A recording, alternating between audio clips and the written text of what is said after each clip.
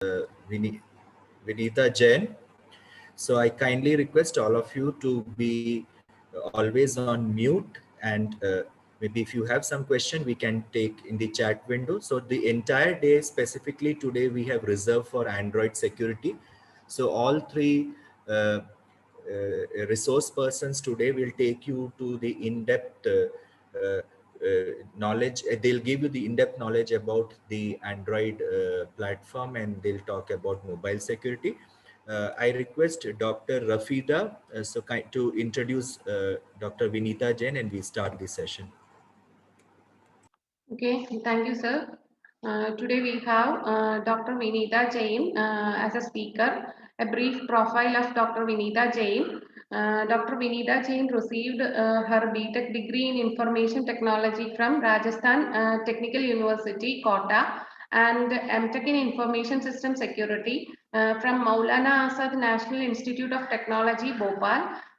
She has completed her PhD degree in Computer Science and Engineering from the Malware National Institute of Technology, Jaipur, India. She is also a recipient of a prestigious and competitive ERCIM fellowship to carry out her scientific research activities in the domain of wireless network security at Fraunhofer Institute of Integrated Circuits, Germany. Currently, she is working as an assistant professor in Department of Computer Science and Engineering, LNM Institute of Technology, Jaipur. Her research interests include network security, then design and analysis of security protocols, automated techniques for formal verification, applied cryptography, and mobile security. On behalf of Department of Computer Applications, Cochin University of Science and Technology, I invite you for the session. Welcome, ma'am, for a session on Android security perspectives versus reality. Welcome, ma'am. Thank you so much, ma'am. Am I audible? Yes, ma'am. Yes, yes. Okay. Thank you so much, ma'am, for such kind words for me. I'll just share my screen. Please let me know if it is visible or not. Okay. Yeah. Is it visible? Yes, ma'am. Yes, yes. Yeah. Okay. So good morning, one and all. I have already been introduced so nicely by the host of your institute. So today I'm going to give a talk on the topic Android security, perception versus reality, where we will discuss what are the various security features that Android promises to deliver, what it is actually delivering, and what are the various shortcomings in the security mechanism of Android. Then we will further talk about what is, as a researcher, our take on these shortcomings, threats, and vulnerabilities which are present in Android. Okay, so let's just have a look at the contents of today's presentation. So we will firstly discuss about smartphones, what are the various security loopholes, or you can say the data which is all present on smartphone. Then we will move towards Android, as it is one of the most popular mobile operating system in today's time. We'll discuss some of the Android fundamentals, then the security mechanisms that are actually present in Android. Then we will see some of the shortcomings which are there in Android security mechanism.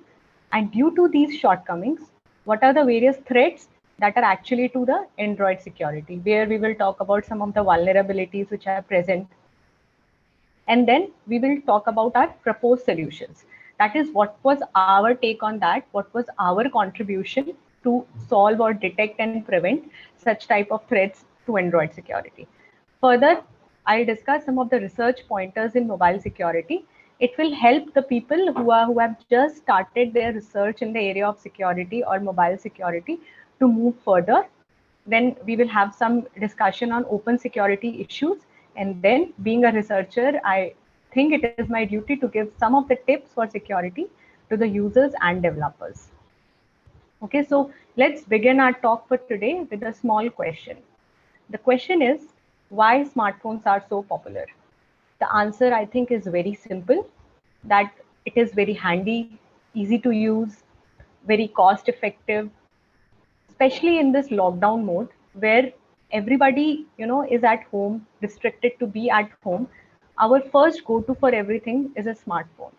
If you have to look for a recipe, if you have to talk to somebody, Even most of us are joining these online sessions and classes also using our smartphones. So it has become a way of life. If you talk about on an average, a person is spending around more than 4 to 5 hours on a smartphone itself. As a result of this, more and more number of apps are getting installed on smartphones. If you see your phone nowadays, you have lots and lots of apps. For one thing, we have more than 2 or 3 apps. Okay, for ordering food, you will be having Zomato also, Swiggy also, anything else also.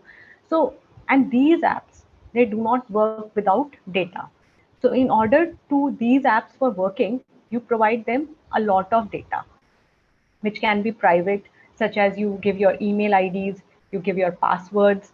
For these OTT platforms that are running today, you give your credit card information, then you give your date of birth. So all these data is actually given to these apps in order to make them work. Okay, so Android is now the most popular operating system with 90.2% of the global market share. If we talk about reasons, it can be because they are very cost effective, very easy to use.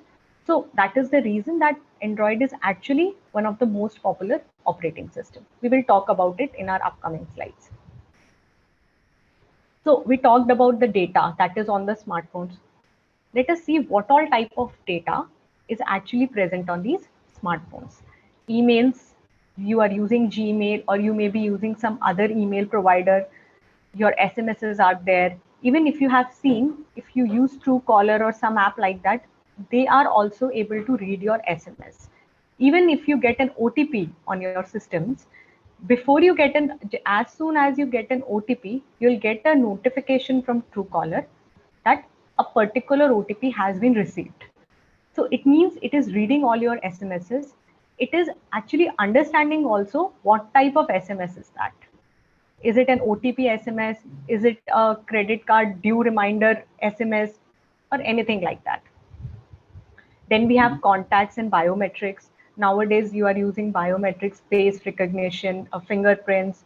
All these information is present in your smartphones. Pictures, our GPS data. Now, if you have noticed, suppose in your phone, your location is turned on, right? And you visit a nearby restaurant or something like that, okay?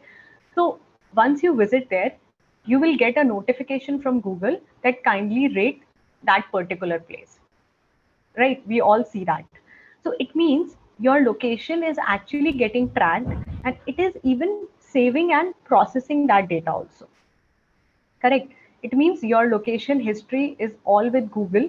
And if it wants, it can, send this information further. Or if by any chance it gets leaked, it means your location history is actually with somebody else, right? Then your web searches and web history. Sometimes it happens. Suppose we search for some laptop on web. As soon as you search for that laptop on other media platforms, for example, your Flipkart, your Amazon, you'll start getting ads that these are some of the best laptops available. It means your web searches and web histories are already shared with these other platforms also. Otherwise, how would they know that you are looking for a laptop or you are looking for a particular item, correct? Then documents, we have a lot of documents on smartphones. Since we are using emails, all the documents are getting downloaded nowadays on smartphones only. Then we have our account information and password is there. Your Gmail accounts passwords, if you are using banking, those passwords are there. Then we have banking data. Okay, nowadays these OTT platforms such as Amazon, Netflix, they are getting very popular. For these platforms to work, they need your credit card data. Okay, and they save it. The reason being, so that once your cycle or your this cycle is finished, they can renew it directly.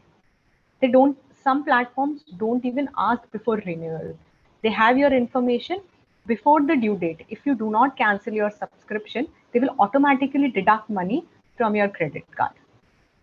Correct. So these things are actually happening. Almost everything that was on our desktop laptop a couple of years ago today is present on smartphones. Or you can say smartphone is slowly and steadily becoming an alternative for desktop and laptop. So if it is becoming an alternative, can we think that whatever solutions we proposed for PC or for laptop, can we directly apply it on smartphones? Because a lot of research on PC has already been done to make them more secure. So can we directly apply those solutions here? If we talk, then the answer is no. The reason being, because in smartphones, we have limited computing resources. It is being designed in such a way that it can run in some constrained environment. For example, its battery, the battery of PC, its battery, its CPU, memory, storage, all these things are in a constrained environment they are running, which are different from the PC. Therefore, we cannot use PC solutions as it is. The next is user education, broader range of users compared to PCs. Now, when PCs were in action, not very large population of users were using these PCs, correct? Because they are not, we can say, not very easy to use or getting acquainted with.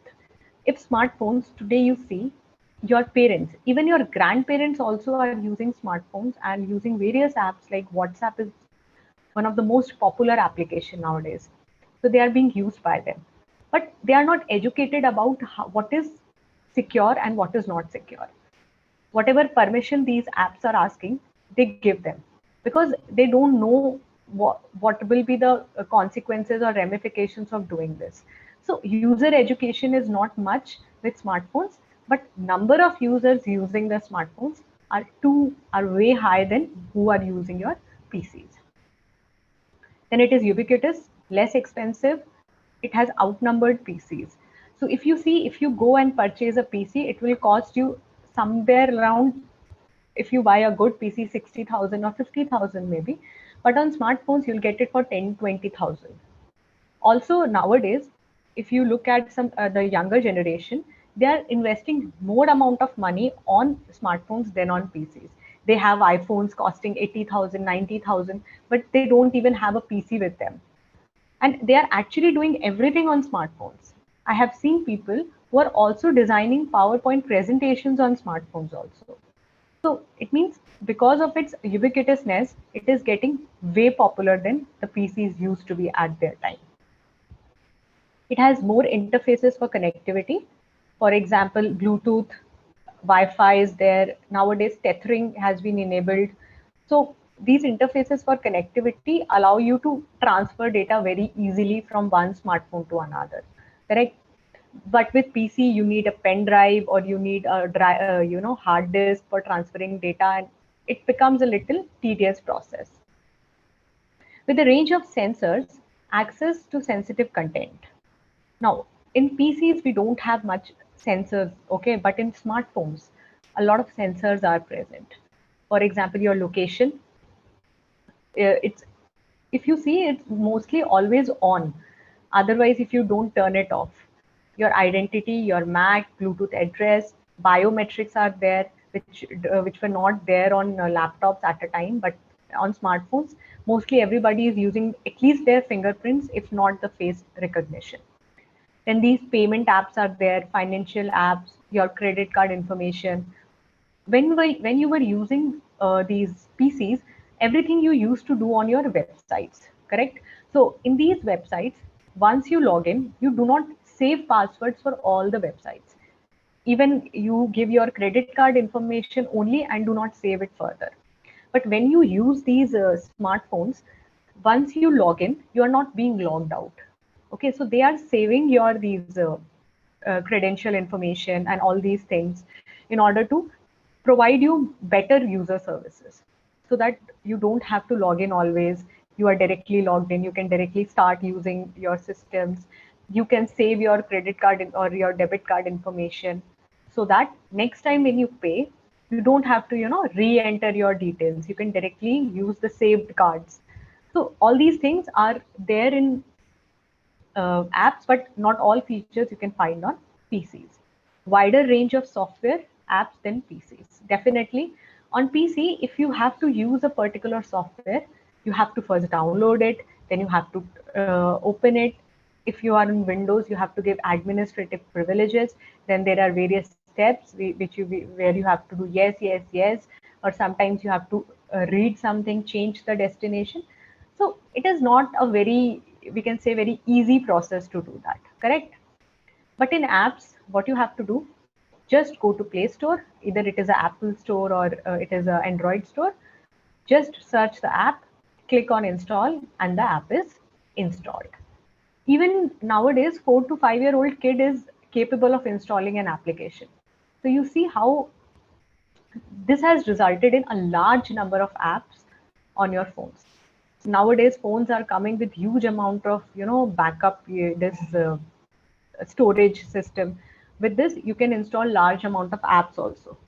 So therefore, the solutions which we devised for PC cannot be directly implemented on smartphone because smartphones are way too easy to use, and the resources, they are being designed for some constrained environments. Correct? Now, we have already talked about Android.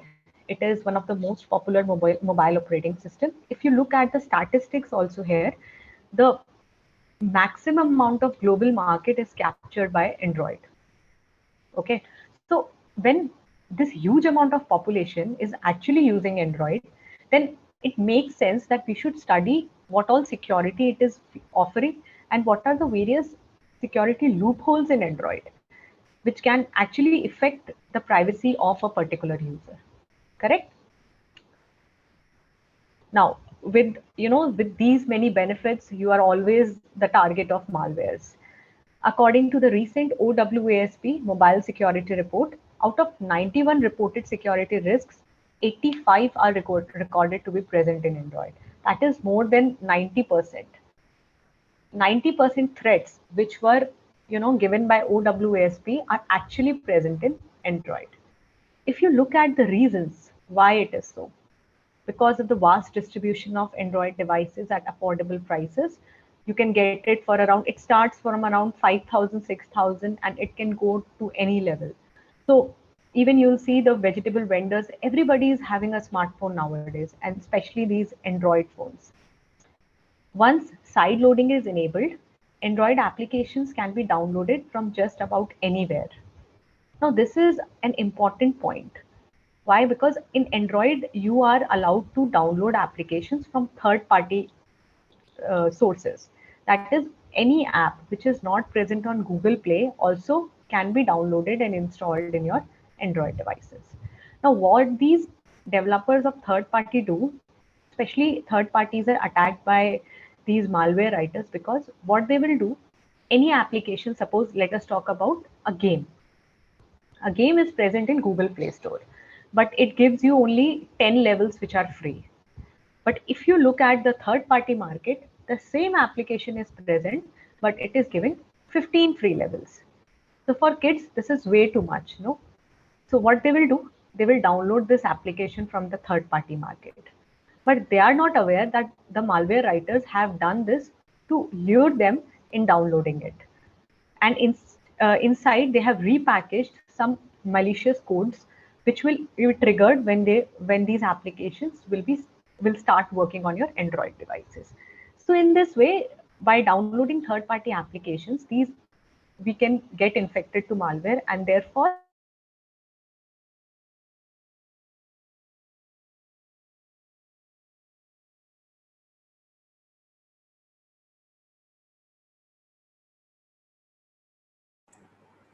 Hello, Dr. Uh, Vinita. Hello. yeah, so can you please tell me where I just stopped Yeah, talking? yeah. Or You are in this slide. Maybe like you were talking about side loading. okay, side loading, fine. Yeah. Just a minute, go to full screen view. Yeah, okay, so is it visible, audible? Yes, yes, yes. Yeah. Yeah, maybe what I can do is I can turn off my video so that internet is start working. Just a second.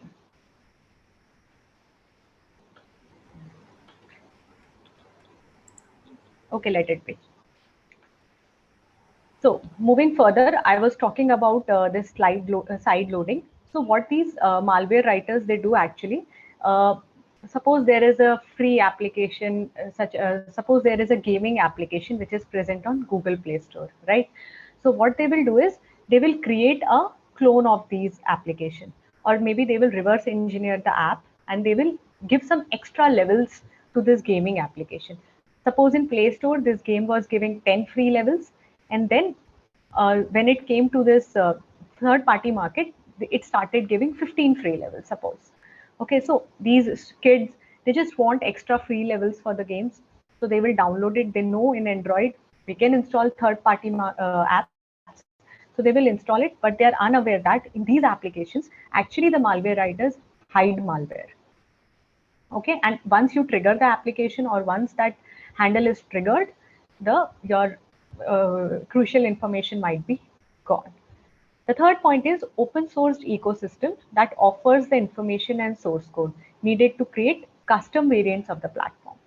Now, Android provides their source code openly, known as through a project which they call as AOSP, Android Open Source Project, where they offer their complete code to the research domain, to all the research fraternity, so that they can contribute to it.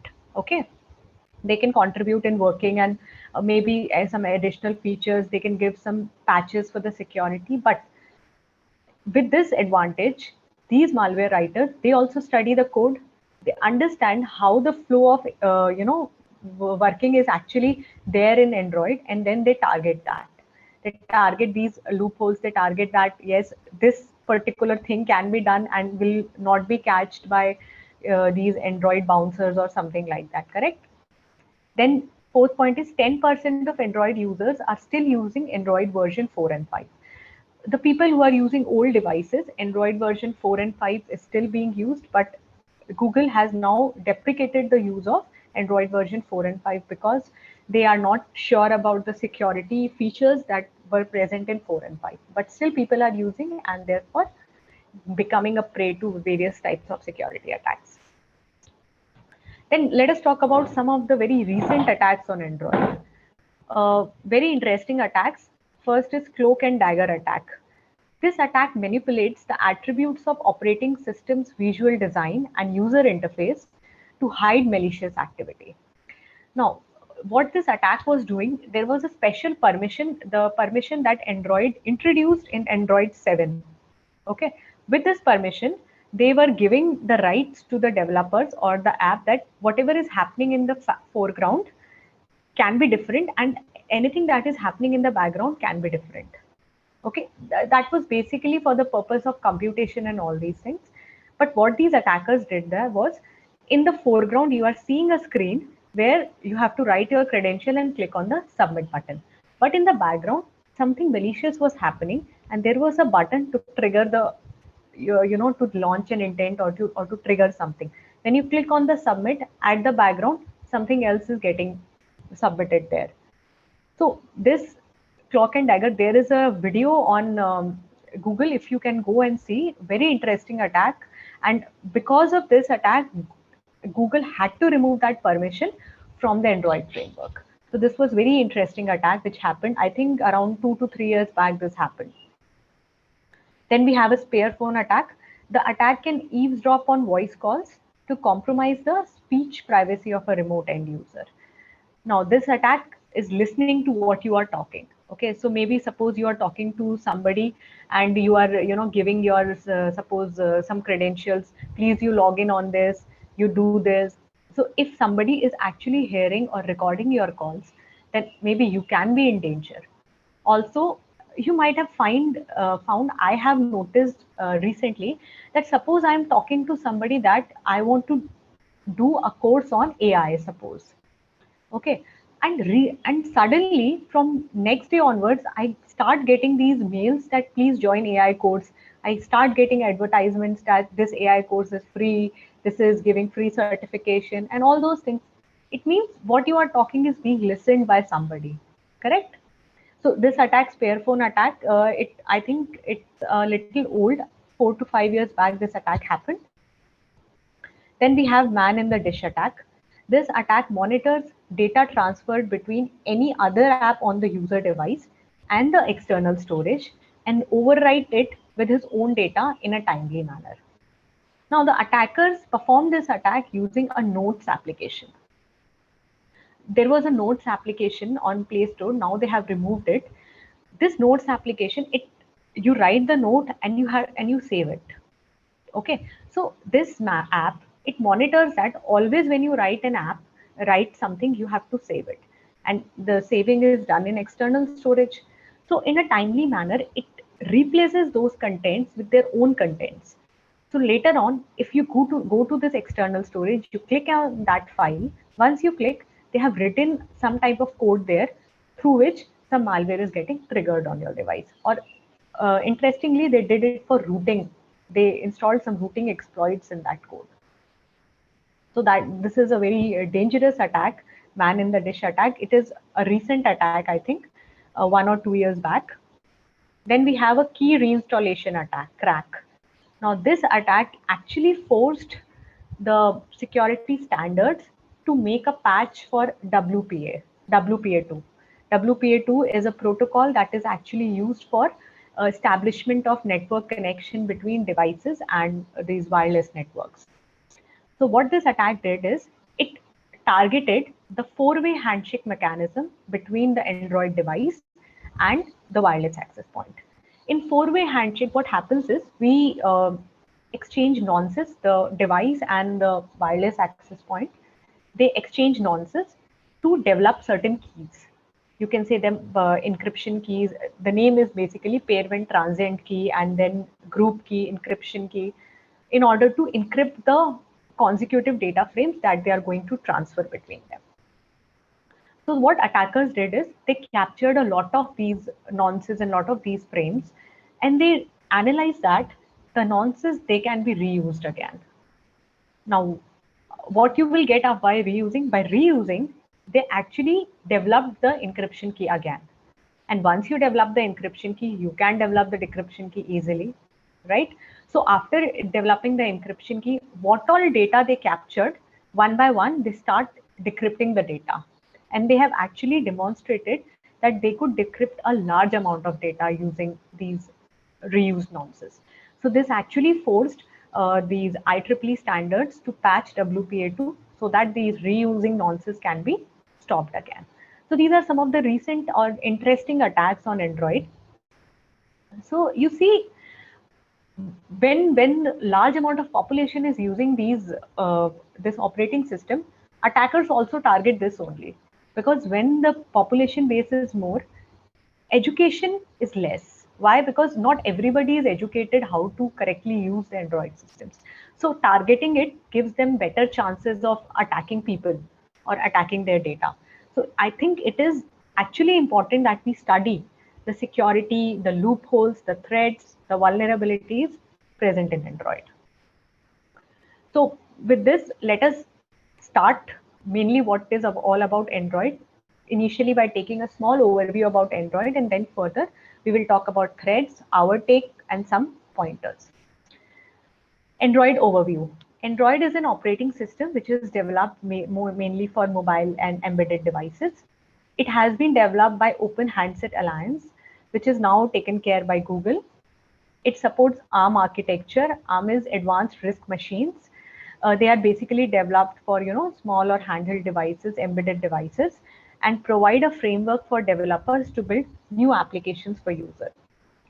In Android, every application has its own user ID. Okay, they have a unique ID which is given to them at the time of installation of an application. And by default, these apps, they are not allowed to communicate with other apps. That is, they run in a sandboxed environment with all their resources within that environment. And by default, other applications or you being a user also cannot actually access those resources. There are special mechanism, we call it as inter-component or inter-process communication mechanism there in order to applications for communicate with each other. We will have a look at what is all IPC mechanisms there. Android versions, it's been a long journey for Android. They started with Cupcake, followed by Donut, Eclair, Froyo, Gingerbread, Honeycomb, and today we have Android 11. So if you look very interesting, all these versions till Android 10 are the names of some sweet things. So that was the policy that Android followed, that they will name these versions on these sweet things. But with Android 10 and 11, they changed their pattern. I don't know why. Maybe they are out of options, or maybe some other reason. So these are some of the versions.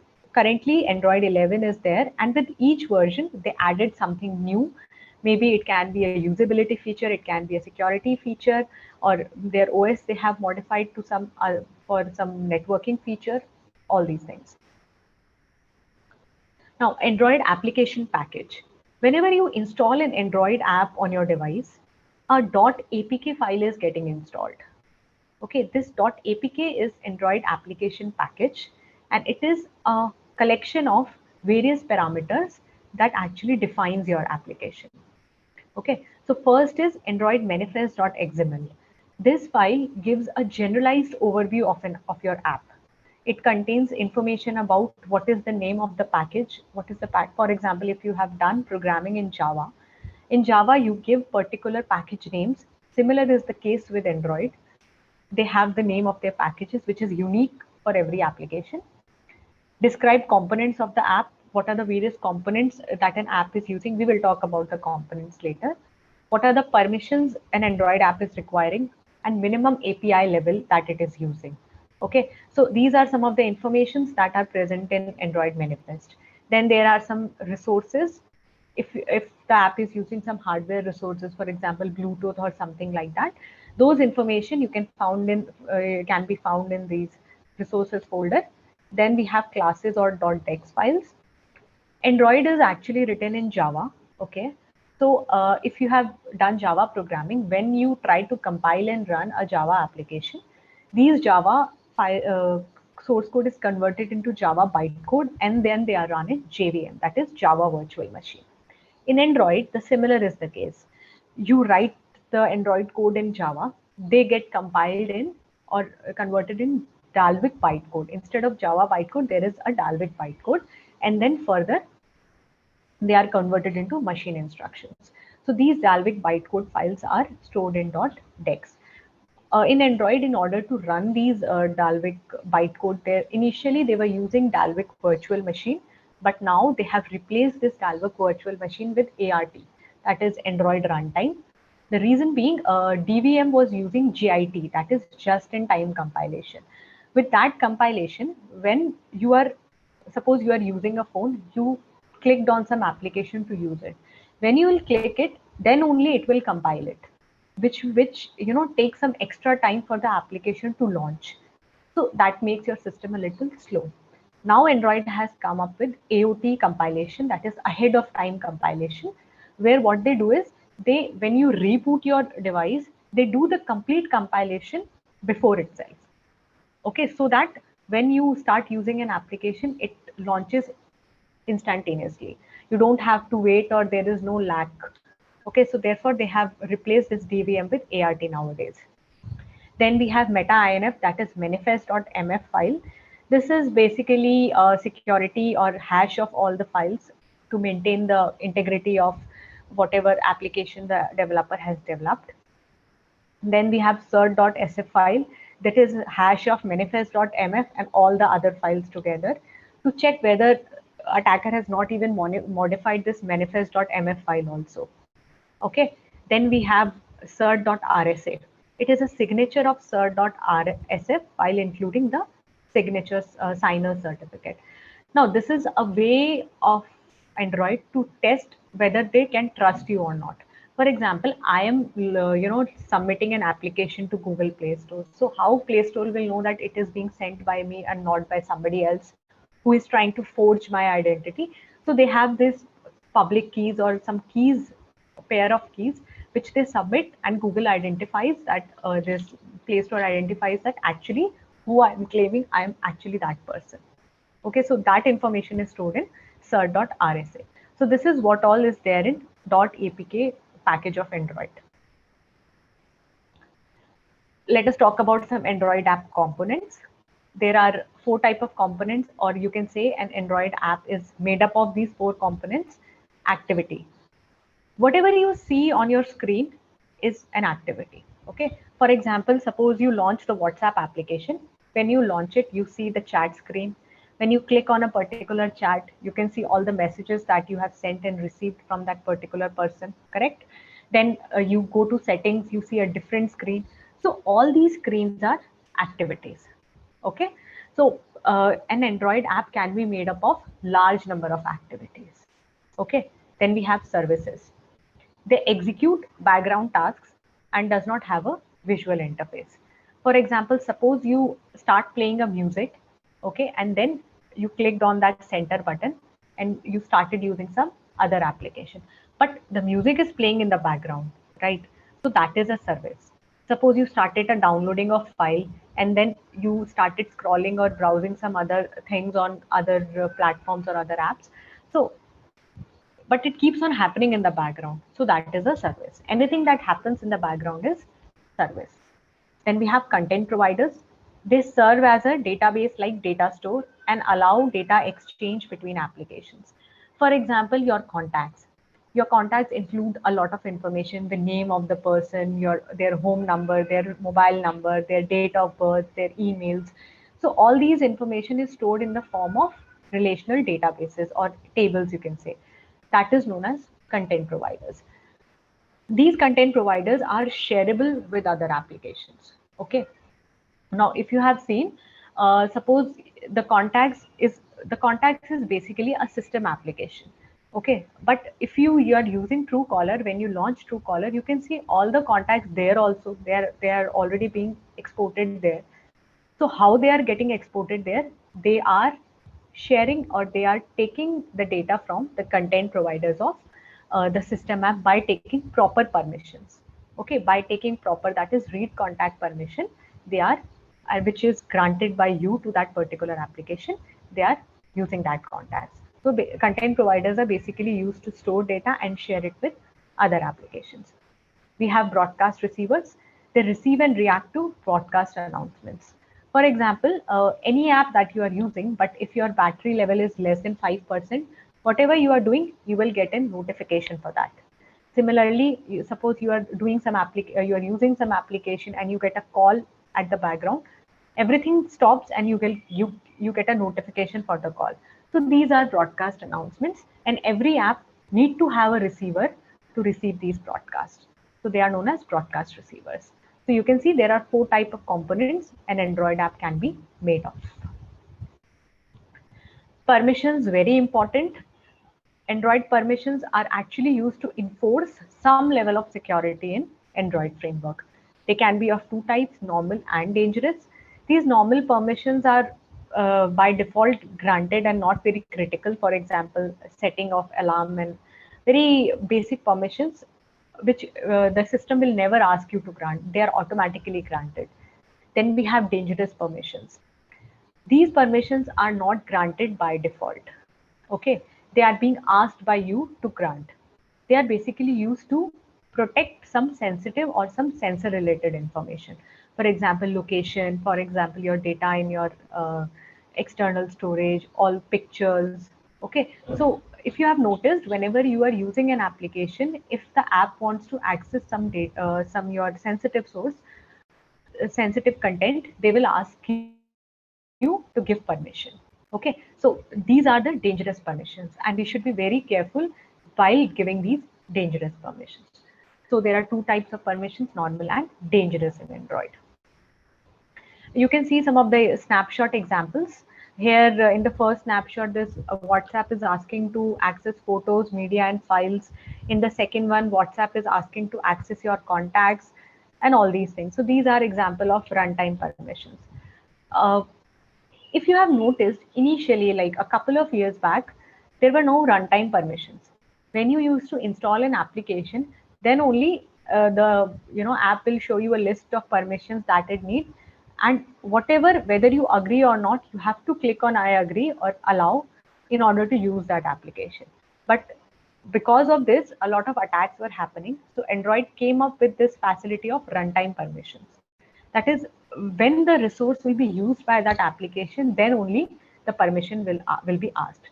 But then also there are certain permissions that I think the app should not ask, or the app does not need to be used, does not need that permission to function, but still we have to give, because otherwise the app won't work.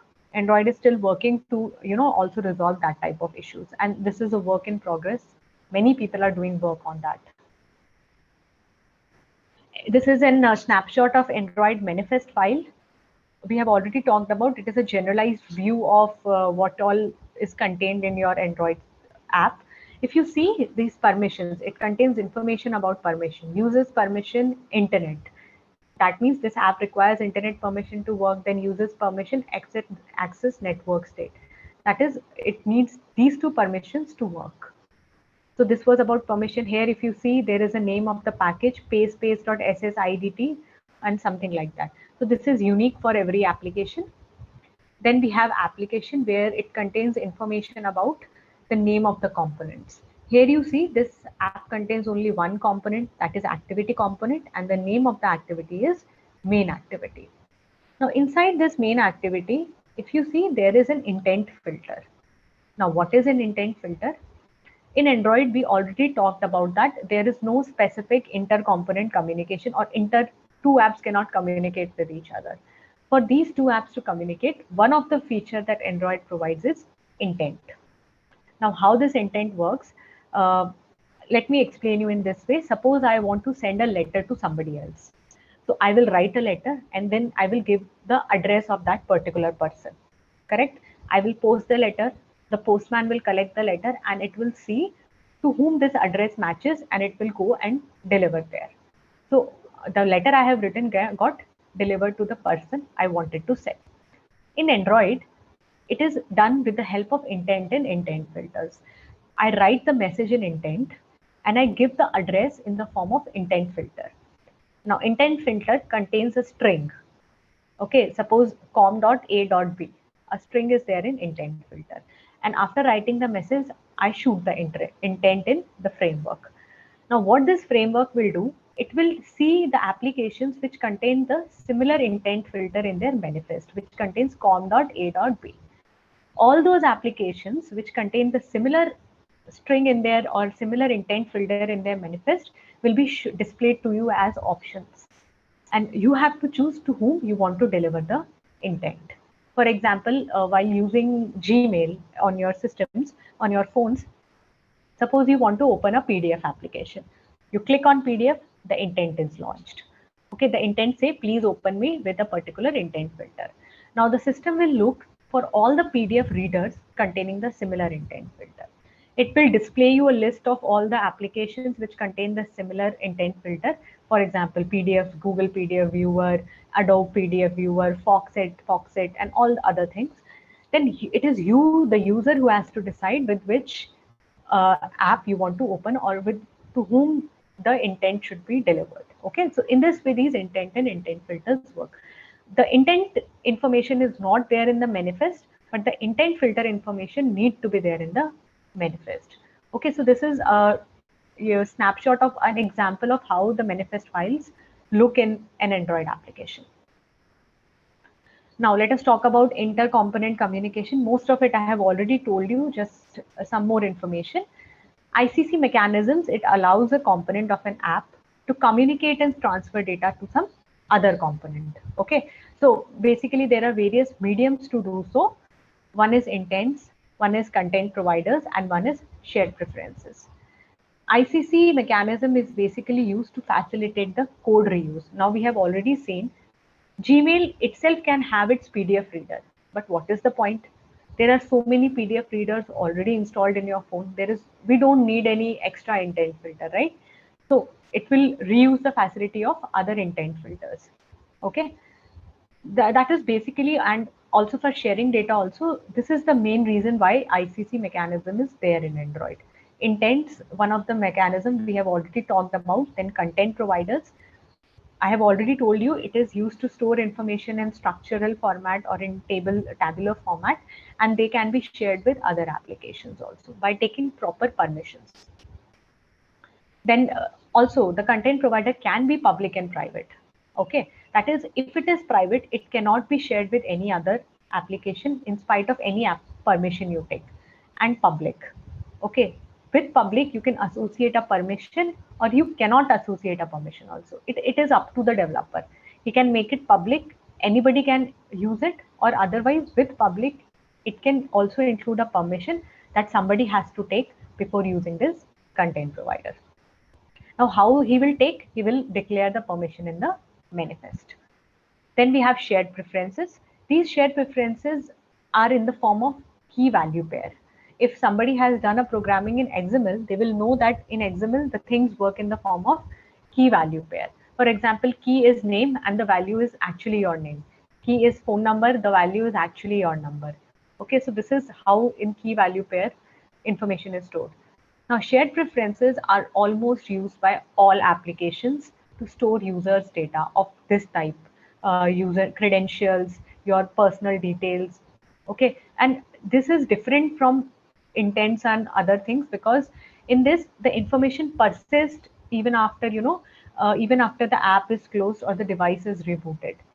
Suppose I have launched an intent and the device suddenly reboots. So the intent is killed.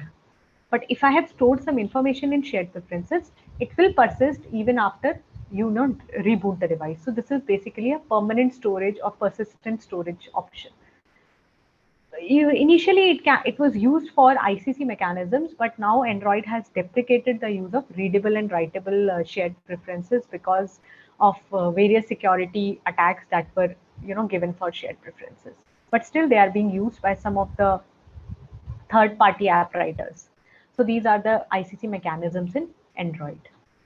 A very basic example of intent and intent filters. If you see, if you want to open the image with gallery or Astro File Manager, you want to share by these things, it means all these contain the similar intent filter or the string is similar in all these applications. Now let us talk about some of the data mediums in Android applications. Android apps involve a lot of data. They can be either API generated data or user provided data. So in order to save these information, a lot of data mediums there are three types of data mediums which are provided by Android. First is SQLite database. It is also in the form of database or structured data, but it is private. You cannot share it with any other application. Okay, it is private to an app and it resides in its own environment. Then we have content provider. We have already talked about it is shareable. Then shared preferences, it stores value in the form of key value pair. So these are the three types of data mediums which are present in Android. So this was about the basics. Now let us talk about the security mechanism that is given by Android. The first is sandboxing. Android apps are executed in a sandboxed environment to restrain the other apps to their system services. That is, every app is running in their own black box and other apps are not allowed to interfere in their working. So it basically provides them a secure environment to work. Then permissions. Android protects sensitive information through permissions. We have already talked about there are two types of permissions. This is a way of Android to impose some access control on resources which are present in Android. Then signing. Application signing is a prerequisite for inclusion in official Android market. So now suppose I want to include my application in Google Play Store. So I send directly to Google and it will publish. No, it will not happen. I have to sign the app in order to prove that yes, I am the developer of the application, and also it is used by Google to check your reputation. Now, for example, in the past, I have developed some apps which were found to be malicious. So why Google will allow my new app to be published, right? So this is basically for trust and reputation issues. Then Google bouncers, very important feature. Now, suppose I want to again publish an app in Android or in Google Play Store. So it will not happen that I will send and it will publish. Even my reputation is also good, but then also they have these mechanisms known as Google bouncers. They basically perform dynamic analysis. What they do, for suppose after your app is received, they run your app in a virtual environment for some amount of time, for I say for 10 minutes or 15 minutes, to see if any malicious action is being performed by your app or not. Okay, if it passes that test, it means your app is secure and now your app is ready to be published in Play Store. So this is a basically a you can say technique of or a method in Android to check whether your app is malicious or benign. So these are some of the security mechanisms that are offered in Android. Now let us talk about what are the major shortcomings in the security mechanism of Android. First is trust on user for safety critical decisions. Now Android puts a lot of trust on users for making these very critical decisions. For example, what permissions to be granted to the app. Now, me being a user, how would I know that whether the app needs this permission or not? Okay, but I have to grant it. Otherwise, I won't be able to use this particular application. So the trust that Android puts on the user sometimes, make these users vulnerable to attacks because users does not know what is happening in the do not know what is happening in the background. Is the internet connection safe or not? Now, when you go to any particular network, you see a list of wireless networks available. You choose one. Okay, that decision is up to you. But next time also, if you go to that particular network, automatically your device will get connected to that particular network without even asking you. Android thinks that once you trusted it, it means it is a trustworthy network. So that decision also is kept to the user, which has actually made users vulnerable to attacks, various network attacks. We will discuss those attacks in today's presentation. Then users can enable installing apps from unknown sources option. We have already talked about these third-party apps can be very dangerous. Then IPC, inter-process communication mechanism, does not need permissions, leading to privacy leak and privilege escalation. Now, in order to send an intent, I can just shoot the intent. I don't need permission. Whether you have to accept it or not, it is up to the user. But for me, I don't need a permission. Okay, content providers may or may not need a permission.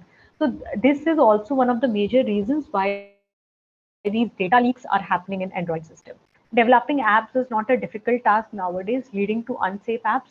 Everybody and anybody is developing apps nowadays, and these novice developers, they are not concerned about safety and security of these applications, which has led to a lot of unsafe apps around. Encryption is not a mandate while storing users' sensitive information. It can be either in encrypted format or it can be unencrypted format. There is no compulsion in Android framework for this. The database storing critical information is shareable. Example, content providers. Android Auto Connect wireless feature makes it vulnerable to network attacks. As I've already told you, Auto Connect feature means once you connect to a network, next time when you come to that network again, it automatically connects you. This has made Android vulnerable to a lot of attacks such as ET attacks, MITM attacks, SSL stripping attacks. We will talk about those attacks. Then Google bouncers perform only dynamic analysis. Now, suppose I am the attacker. I know that Google bouncer will only perform dynamic analysis for say 15 minutes. So what if I embed the malware in such a way that on 16th minute it will trigger, or it will trigger after 1 day? I can write a code, right? I can put time there, or maybe there are certain paths in my app that are only triggered if a particular event happens. That is, if the battery is less than 5%, then only this path will be triggered. So these things you cannot capture when you do only dynamic analysis. Therefore, static analysis is actually very necessary when you try to publish an app on Google. Nowadays, Google Play Protect has come into action, which are claiming that they are doing static analysis, but what tools they are using or what up to what extent they are doing, we don't know about it yet. Okay, so these are some of the major shortcomings in Android security mechanism. Now, these shortcomings lead to various threats. Physical threats, your device may get stolen, or some tampering may be done physically on your device. Data leak, very, very crucial. Your data can be leaked, very, very sensitive data by by apps itself or other mediums inside your phone. Malwares, every now and then a new malware is getting developed. You will read in news this particular ransomware is there, cryptoware has come, various malwares are coming, adwares are there, then these ransomwares are coming. So these are various security threats which are actually very, very common when we talk about Android. Now, out of these security threats, data leak is one of the most severe security threat. Why? Nowadays, you yourself is a data. That is, the data is actually representing you. How? For example, to prove that you are a citizen of India or citizen of US or something, you need a number. In India, you need a Aadhaar number. In US, you need a SSN number. So if suppose an attacker gets a hold of your Aadhaar card, suppose an image was there on your phone or on a phone, or you have saved it somewhere else. If I get hold of that, I forge or I create a fake identity, then maybe I can perform some financial crimes. It can lead to, if attacker is very smart, it can lead for citizenship loss or even incriminate you also. So you can see data leak is actually very big damage or danger to user security. And the primary source of data leakage in Android is through apps. A lot of apps are there. So data leakage is very easy in Android through apps. If you look at statistics, in December 2018, 76 billion apps has been downloaded from Google Play Store. You can see the number. These apps can be misused to capture, manipulate, and access the sensitive data which was present. In a live experiment which was presented at Black Hat conference, out of 10,000 apps analyzed, more than 800 were leaking private data to unauthorized servers. So you see the leakage of data, 800 are leaking to private server. Your information is getting leaked. How they are using, we don't know, right? So these apps can be actually very dangerous. Now these apps can be coaxed by malicious components of the same app. We call it as an intra-app data leakage, or malicious apps in the same device, inter-app data leakage, or malicious devices outside the device to device to leak data. Let us look at these three types of data leakages. In intra-app, the path from source to sink exists in through one app only. Now, what is a source? Source is any resource which is accessible through a grant of permissions or dangerous permissions from which an information is read. For example, location, for example, your SMSs, your contacts, they can be source. Okay, and sink is any resource again which is can only accessed by dangerous permissions and from which your information can leak outside. That is, it can be send SMS, it can be internet.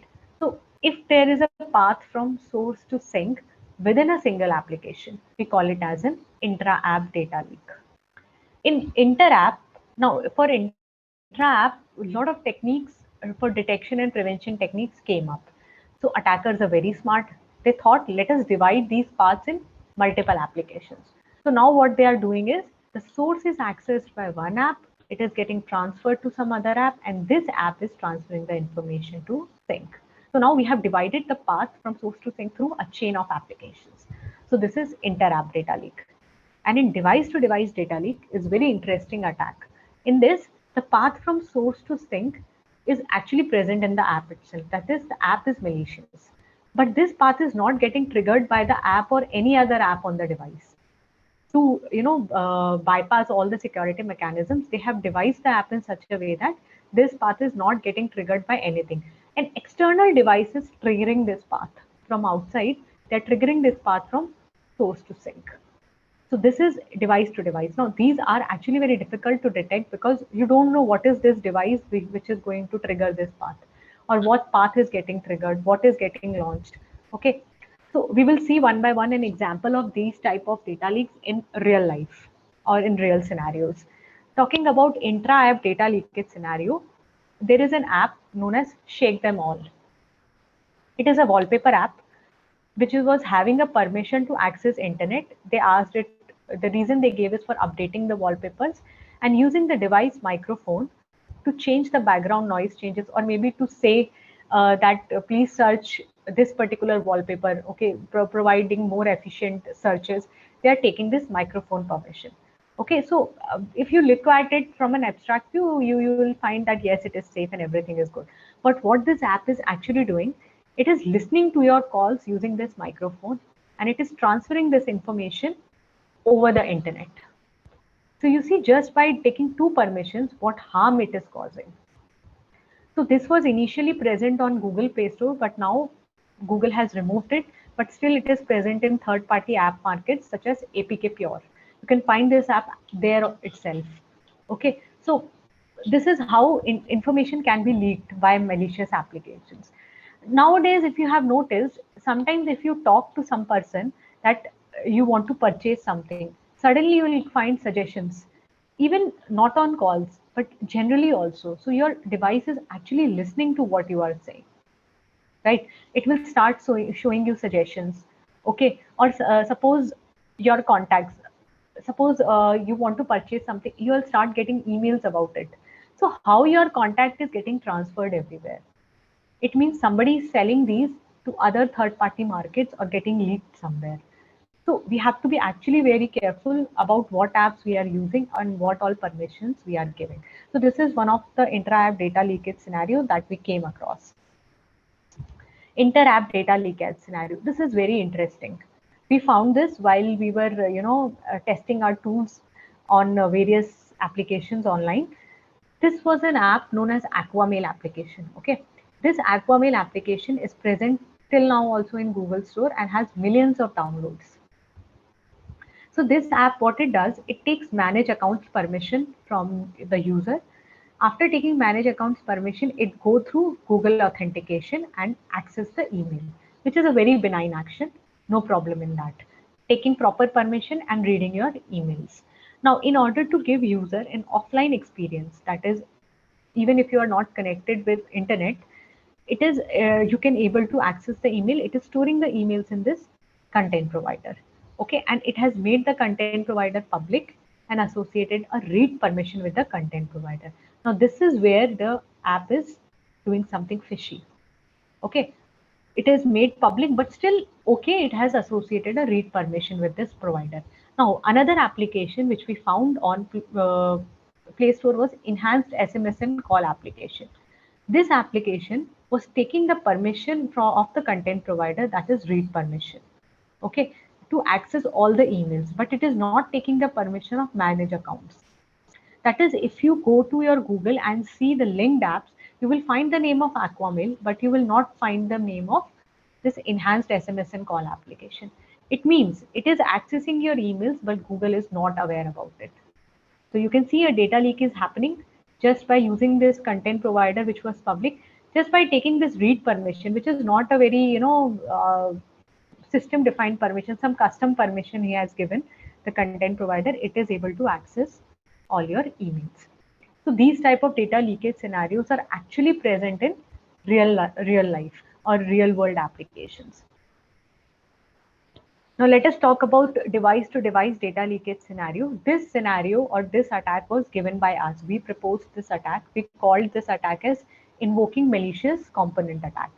So in this attack, we suppose that a malicious app is already present on this Android device, where a path from source to sink is already there and which is not getting triggered by any other activity happening in this app or in this device. So the external device we are using to trigger is the evil twin. Okay, evil twin is an access point, or you can say a rogue access point that mimics the characteristics of genuine access point. Characteristics, you can say name, BSSID, or other things. Okay, so evil twin. Suppose in a network, we suppose there is a device containing that malicious application and it is connected to some benign access point. We call it as CSC. Now this evil twin comes into picture. This attacker comes into picture, creates an evil twin of the CSC by just copying the name CSC. Okay, it has created an evil twin. After creating there are a lot of software tools available, for example, HostAPD, AirCrack, in order to create evil twins, very easy nowadays. After creating evil twin, it is launching some deauthentication frames. Now, what this deauthentication frame will do, it will disconnect this client with any access point it is connected to currently. Okay. So again, deauthentication attacks can be performed using various tools available. We used AirPlay NG tool. Various other tools are also available. So after launching this attack, this device got disconnected with the CSC. So now this device is not connected to any network for some small amount of time, couple of nanoseconds or so. Taking advantage of this scenario, this evil twin will start broadcasting signal strengths or beacon frames. Beacon frame is a frame where through which access point announces in the network that yes, I am present. So this client device will see that yes, this the beacons are coming from the similar access point which I was connected previously, that is CSE. Since it is Android, it trusts whatever it was connected previously. So it will again trust this evil twin and it will connect to it. After connecting, it will send an association request to this evil twin. Please associate me with you and grant me the internet connection. In response of this association request, it will ask the device to sign in into the network. Okay, so this sign-in feature you will see in various other places like airports or railway stations also. You are asked to sign in. So the similar feature is here in the attack. The evil twin is asking the client to sign in. Once it clicks on sign in, it opens this captive portal page. So this captive portal is a obligatory web interface that is used to provide your credentials in order to connect to a particular network. You can say it is some extra layer of security that they are trying to impose. Why we have used this captive portal? Because the original network was using it. So we created the captive portal in such a way that the look and feel of this is similar. But behind this, what is happening? We have embedded some malicious code in this page. Okay, so now the page, we have embedded some malicious code. Now what user will do, it will write the credentials and it will click on this submit button. As soon as the user will click on this submit button, what we have done, we have embedded a code in such a way that an intent gets launched through this web page on the device. Okay, when this intent is launched, a service or the path from source to sink is triggered in that malicious application. And this path from source to sink can be through a service, preferably service, because then the user will not be suspicious that anything fishy has happened. Suppose here what we have done, after the intent is launched, we are sending an SMS to a premium number. Now this sending SMS to premium number can cost some money to user, for example 25 rupees. So automatically 25 rupees will be debited from your account. Okay, so you see, we are using this captive portal page to launch an intent in your system using some wireless evil twins. Now, instead of doing this, what you can do, you can open a port maybe, or maybe you can send some information over the internet. Okay, so this attack is very difficult to detect. Why? Because after you launch this intent, this ET will disappear from the network and user will see that due to some error, it could not connect to this CSE network. So it will try again, and this time it will connect to the genuine one. So it will feel, okay, sometimes it happens, you don't get connected to a wireless network, it is okay. Everything is fine, it will connect and it will start accessing the internet. But the damage has already been caused in your system. Got it? The intent has already been launched, and whatever damage the service or that service has to do, it has already done. So this is one attack scenario that we proposed, and we called it as invoking malicious component attack. So you see, there are these three type of scenarios are very dangerous, and we actually tried to propose some solutions in order to solve or in order to detect and prevent such type of attacks.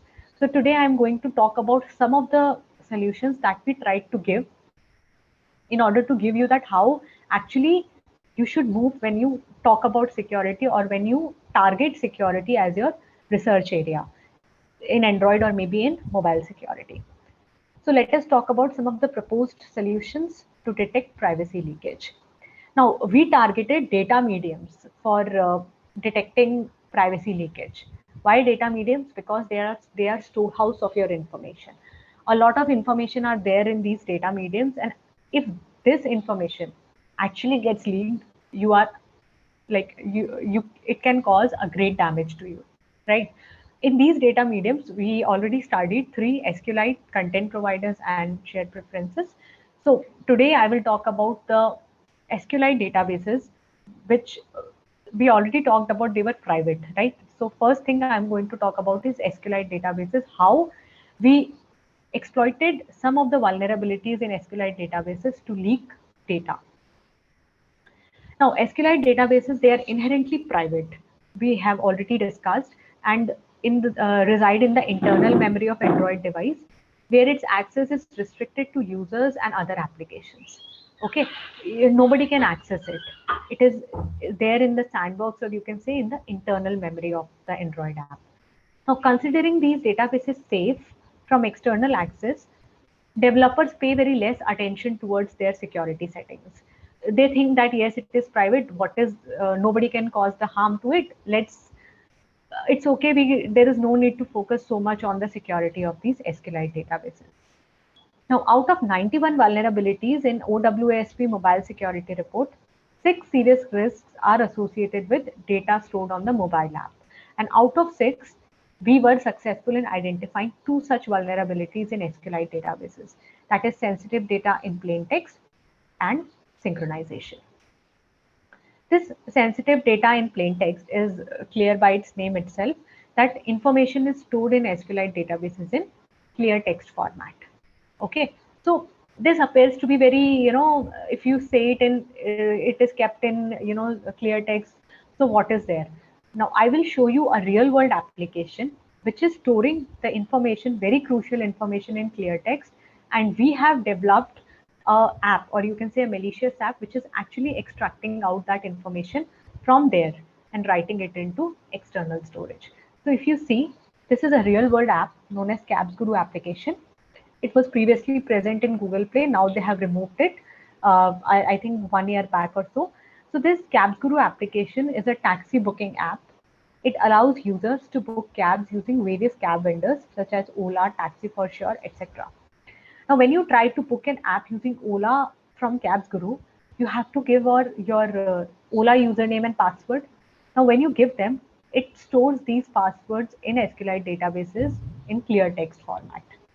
Okay, so now if by any means, if the attacker is actually getting hold of this, it can, if actually gets hold of this information, it can log into your Ola account. If you have any Ola money or Uber money, it can directly access or use that amount to book cabs. Sometimes we also give some, Paytm or card information so that money gets directly debited from some particular account. So it may cause financial losses. We developed an application, okay, which creates a channel to this SQLite database. And from that channel, one by one, it reads the information and pastes this information into external storage. And from there, the information can be transferred to internet or can be, used by some other application to cause any harm to that particular application. So you see, the sensitive data in plain text vulnerability can cause a great harm. Then the next vulnerability we talk about is synchronization process. Now this process, we were the first one, in order to identify that actually this process can be harmed or can be attacked by an attacker. This is a very benign process in Android, where in order to sync your data of remote server with a local SQLite database, this process happens in a timely manner, and every Android app mainly does this. So how does this work? Firstly, user make changes to the app on your device. Okay, these changes get synced with the remote server or any server which is connected to internet. Now, after the changes are made, this remote server will check your local SQLite database copy, that whether it is of newer version or older version.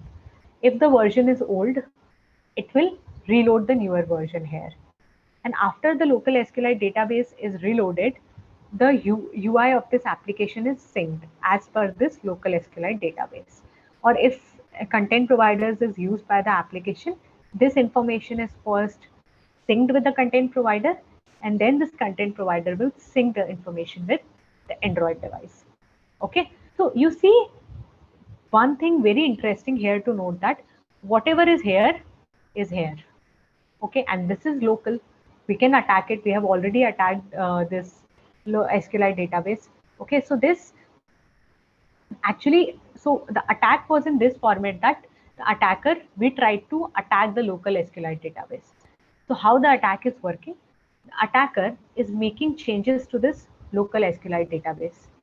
Okay, when the change is being made, the UI of the application gets synced either directly or by using the content provider. It gets synced. Now, as per the changes here, the remote server will get synced. Okay. Now, the remote server will try to, update this local SQLite database copy. There are three types of syncing mechanisms: complete synchronization, where this remote server will sync this local SQLite database without, in spite of the fact that whether it has changed or not. It will sync it. Other is timestamp or flag syncing, where only those entries whose timestamps are older than a particular time or flag systems or flag registers are turned on, only those values are getting synced here. Okay, so this attack only works when you are having timestamp or flag syncing on, because if it is complete synchronization, the changes that are made by the attacker, the remote server will overwrite it. But if it is timestamp or flag syncing, the attacker is very smart. He has made the changes in such a way that the timestamps are not older. Okay, so this remote server will not find any newer and older entries, so it will not sync it. Now you might be thinking that what harm this can cause. Let me give you one example. What we did was, by using this, getting hold of the local SQLite database of a very common instant messenger application known as Line Messenger. It is an app which has millions of downloads in Play Store. Not very popular in India, but very popular in China. It has millions of downloads and it is used to send and transfer messages similar to WhatsApp. It is an instant messaging app. What we did was we dropped the settings table from the local SQLite database of never underscore line of line messenger. Once the settings file was dropped, this app, the user got logged out of the application. Okay, so now when user clicks on the line messenger application, it is he or she has logged out of that app. So he has to again enter the credentials. So what this attacker can do, maybe he can forge the page, he can give his own page, okay, or maybe when the user submits the credentials, he can sniff the network traffic, or he can impose his own evil twin or its own access point in the network. So because where all the data that is being sent by this app will pass through the evil twin. So again, it will get hold of the information. So in this way, it can sniff the information or make the user do something that he or she wants, that the attacker wants, by making changes in this local SQLite database. So you see, these attacks, these vulnerabilities can cause damages to user. So we devised a mechanism, we call it as threat modeling of SQLite databases, in order to find how many applications contain these vulnerabilities. Okay, we used OWASP standard threat model to do the threat modeling, which constitutes of 3 steps. The first is decompose the application. Okay, in this step, we actually identify the assets and entry points of SQLite databases. Okay, then determine and rank threats. We categorize these assets that we identified in the previous step using a stride model, which is given by Microsoft, and then we assess the risk. That is, we gave a risk score in order to determine what all risks it is causing. Okay, so very briefly, I will make you go through these steps. Now, decompose the application. The assets, or you can say all the attributes of the database, were mapped to the UI of the application. We used various tools for this. For example, Dex2Jar was used, APK tool was used in order to do these things. After the mapping was done, we tried to change the value of this attribute, and we looked whether there is a change in the UI of the application or not. If there was a change, we called that asset as a sensitive asset. Okay, we also try to modify those assets which we could not map, to see whether by changing we could see any change in the UI or not. And then those attributes whose critical information was stored in plain text was also mapped to was also considered as sensitive asset. So in this way, we identified sensitive assets. Now these are snapshots of some real world applications where you see we tried to change these 3 attributes to some other values, and you see the identity of the person who is sending the messages getting modified in the UI. Similarly here, this is a very interesting example. Here you see the region of this is a snapshot of line messenger application. Here the region is in encoded or encrypted format and the value is India. Okay, the terms and conditions are coming in the form of India. What we did, we tried to break this encryption code using brute forcing, a lot of researching and reading various papers. We tried to break this, and after breaking this, we decoded we encoded the value China using this format and replaced the value. Why China? Because we identified that and we read somewhere that when line messenger is used in China, it provides some extra benefits. For example, free coins, free stickers. Just to test whether it actually happens, we tried to modify the value to China. Once we modified, you see the app, all these, the location got changed, and the app really thought that the person who is using is in China itself. And then we use the application, and you won't believe we were actually able to access some of the free coins and datas. So in this way, if you are able to change some of the attributes, you can get some extra benefits as well. So these are some of the snapshots of how we identified some sensitive assets in the database. Then threat estimation, we used my stride model of Microsoft to categorize these threats. Now you see spoofing identity threat. Now if you look at here, we have changed the identity. So these three sensitive assets can be categorized under spoofing identity, tampering, modifying the attributes of database, repudiation, actions that are prohibited in UI but can be done by modifying database attributes. You see here, from the UI, the changing of this region was not permitted. So we modified the database and we changed the region. So it can be categorized under repudiation, information leakage, your sensitive information stored in plain text can be leaked, denial of service, denying the access. As we talked about in synchronization, if you drop the settings table, users get logged out of their system. So you are denying the service to the user. Escalation of privileges, gaining unauthorized access. Here, if you see, by changing the reason, we are gaining unauthorized access to some of the features which should not be permitted when you are in India. But by doing so, we are able to, get hold of these access. So this is how we you can do threat categorization of the sensitive assets under various categories. After the categorization, we calculated the risk factor, which was likelihood into impact. Likelihood is number of sensitive assets classified under threat and divided by total number of sensitive attributes. After likelihood, we calculated impact, which is calculated by looking at the effect of sensitive assets on CIA, that is confidentiality, integrity, and availability. There are certain rules and regulations, or you can say protocols defined how to categorize. The score is given from 0 to 10. Now, after calculating this risk factor, we categorize the apps into three levels. That is, if the risk factor is between 0 to 3, the risk is low.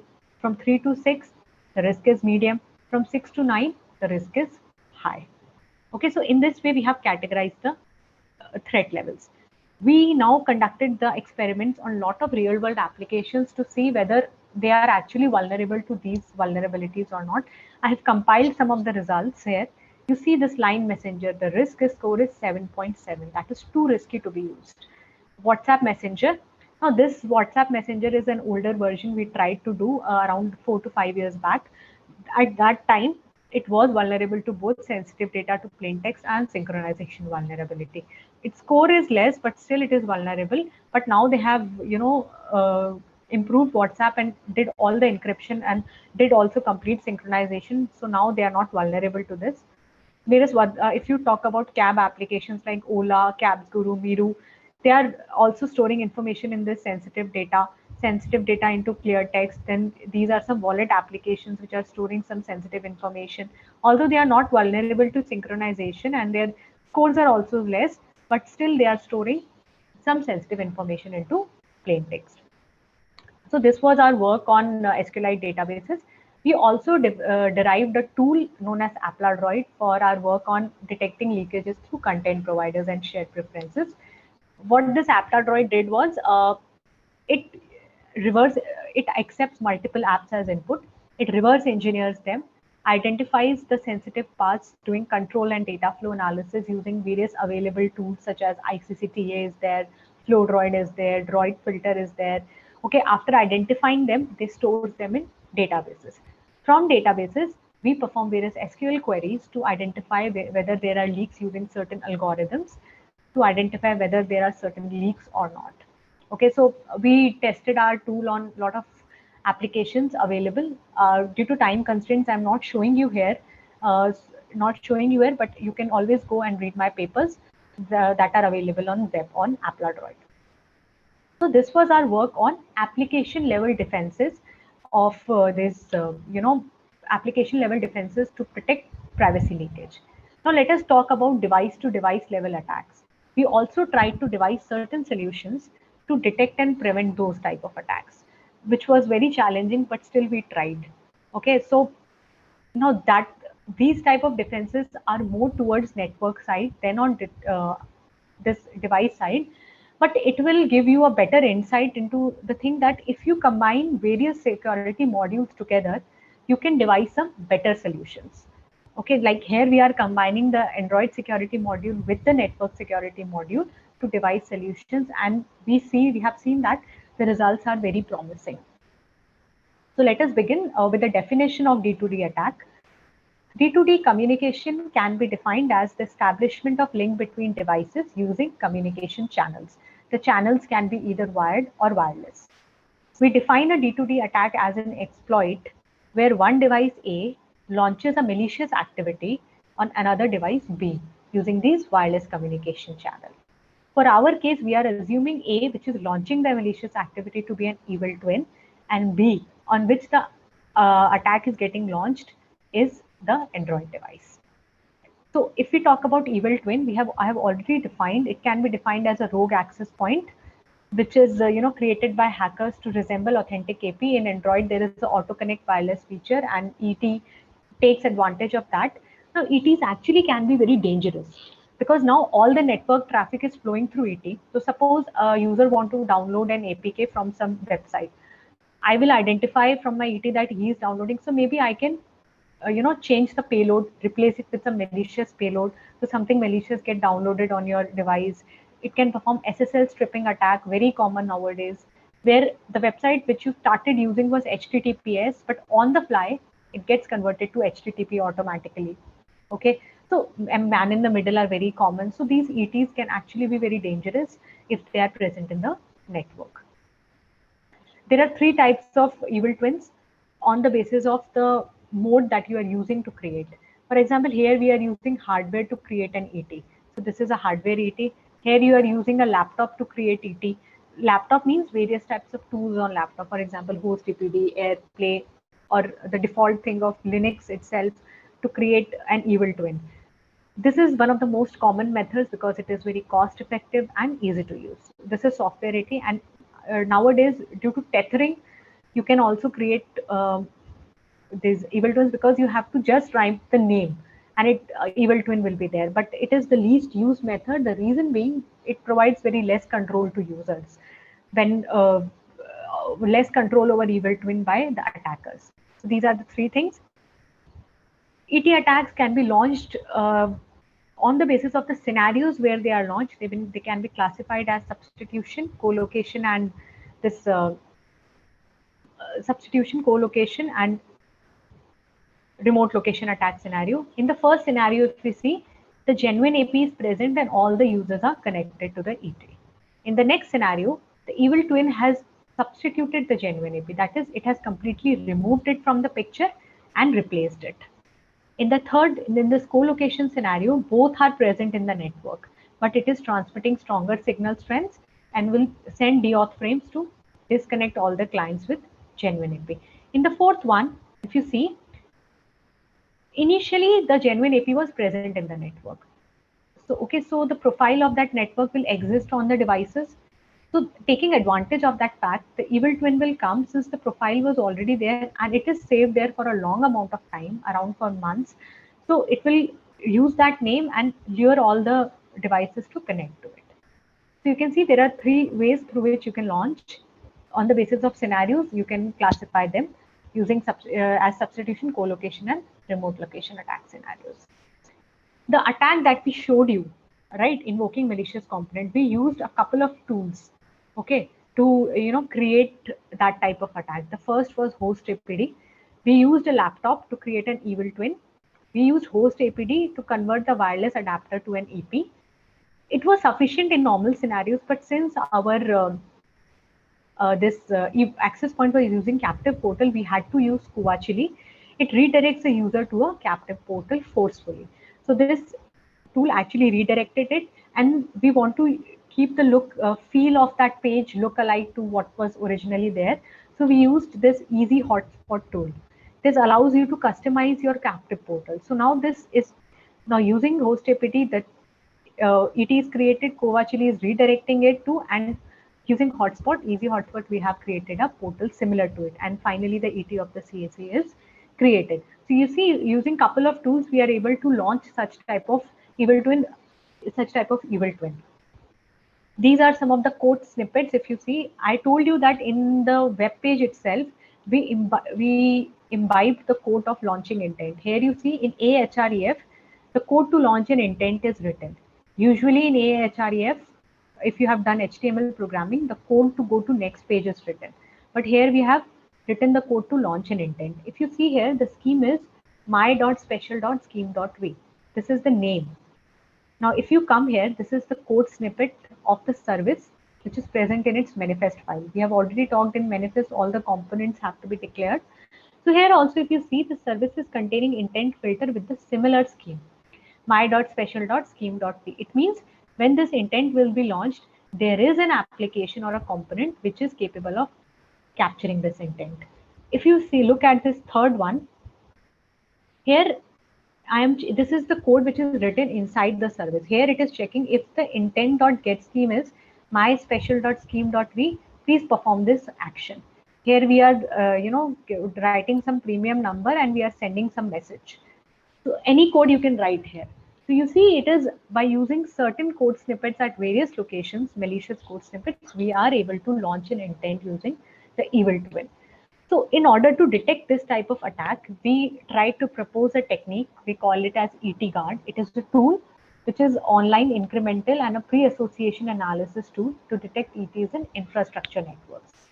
It is a fingerprinting based detection mechanism where the fingerprints are stored in, where the fingerprints are generated from the beacon frames transmitted by the wireless APs periodically. Okay. So here fingerprints are being created.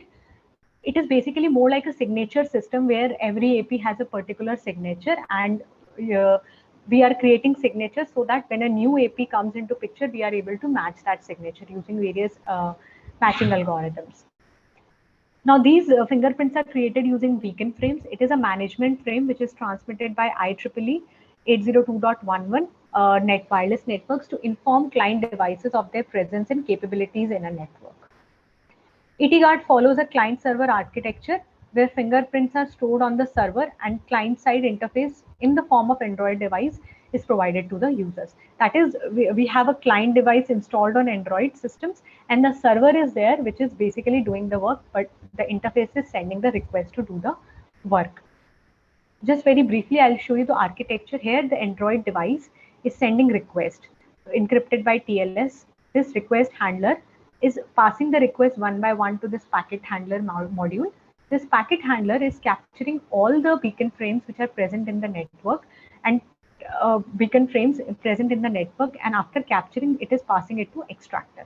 Now since we are not using all the beacon frame fields, we have identified that when these fields are used in a particular combination, they are actually uniquely identifying a particular AP. Okay. So using this extractor field, we are extracting them, then we are processing them to create a signature.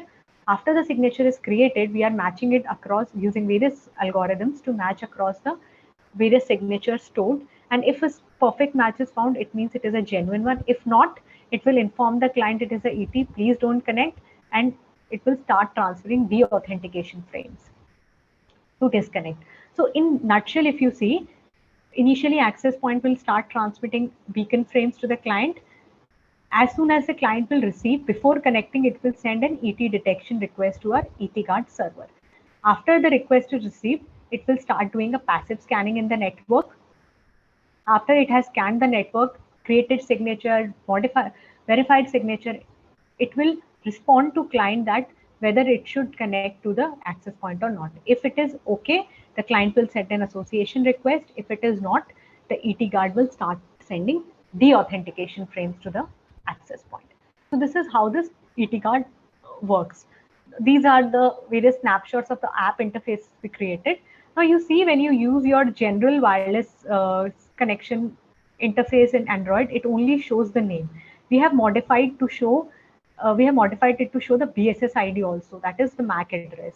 Some attackers are novice and they only change the SSID. So just by seeing that two uh, two networks containing the different same name but different SSID are present in the network, you might get, or a user might get suspicious that something fishy is there in the network, right? So it is just to help users. There is a button, scan for evil twins. The user will click on the button, a request will be sent to the server. After doing all the processing, the server will respond back.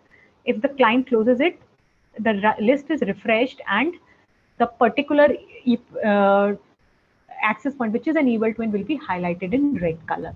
So it will assist the users that please do not connect to this particular wireless network. This is an evil twin. So in this way, it actually works. So we just tried to give a solution. This was basically for infrastructure-based networks, and these infrastructure-based networks include schools, organizations, all these things. But if we talk about public network, this won't work. Why? Because there are no incentives to the vendors of these cafes to install these type of servers. We need a ubiquitous solution to provide security. Therefore, we have worked towards developing a protocol level solution where we have derived a protocol using symmetric and asymmetric cryptography, which itself imbibes this feature that it can identify the access point by certain signatures, by certain keys. Okay, and even before connecting, the user knows that it is an evil twin and it will not connect to it. Or various types of attacks also will be averted if we start using that protocol. So this was our work on detecting privacy leakage in Android. We did both device to device and app level interfaces. This was about my work. So just in very brief, I will give you some research pointers for the people who are working in the area of mobile security. Various areas where people are working a lot nowadays. One is user authentication. There are basically 3 levels of authentication available. Knowledge-based authentication, where people are using pins and passwords to connect. Then there are biometric authentication, where your face recognition and all these things there. Then there are multi-factor authentication using OTPs. There are various issues available. For example, if you talk about knowledge-based authentication, uh, there are various side channel attacks happening where this information is getting transmitted using wireless signals, your sensors. These all attacks are happening. Then in biometrics, forging is something which is very common. That is, if you show a picture also to your phone, it will unlock. So that is something very risky. Also, offloading of user authentication on these clouds are also happening, because since these phones are very lightweighted, a lot of cryptographic things cannot be available on these phones. So they have shifted it to cloud, offloaded this mechanism to cloud, so that efficient and more heavier cryptographic algorithms you can apply. So these offloading also comes with various challenges, and the research community is working to fix that. One is covert channels. There are 2 types of channels in mobile, overt and covert. Overt are the ones which are actually made for inter-process communication, and covert are ones which are not actually made, but people are using them. For example, nowadays attackers have started using hardware resources such as phone calls and battery to leak information. You dial a number in such a way that inside the number information is encoded and your information is lost. Or by encoding, the app is giving some signal to some other app installed in the device. So in this way, these covert channels are there. Social engineering attacks by using emails, SMSs, or you are getting some malware emails that please click on the link, you are getting 1 lakh bonus on all these things. So these social engineering attacks are very common. Privacy leak or location privacy is very trending topic nowadays. Why? Because now what these attackers are doing on the basis of your search or your surfing activities, they are creating a profile for you. For example, suppose I am looking for a cardiologist nearby. Okay, Then later on, I am looking for a Zomato and ordering some food, and I'm doing it casually. So the attacker will create a profile for me that since I'm ordering a lot of food, I am looking for a cardiologist or I am having heart diseases. Okay. For later, now moving on, suppose you're always searching for a particular location, for a information from one location. So it will see that either it is your home destination or it is your office destination. So in this way, they are creating profiles of you and they are launching targeted attacks. Now, recently, some time back, I attended a talk where a speaker gave a very interesting incident or example for this. I would like to share it with you. There was a person A, okay, in his home, he had a lot of smart devices, smart TV, smart washing machine, smart lock, all these things were there. Okay, and also to connect all these smart devices, he was having a access point installed. Okay, now what this attacker did, he replaced this access point with the evil twin. Now all these devices, they got connected to that particular access point. Now the attacker is hold of all the network traffic which is happening inside his home.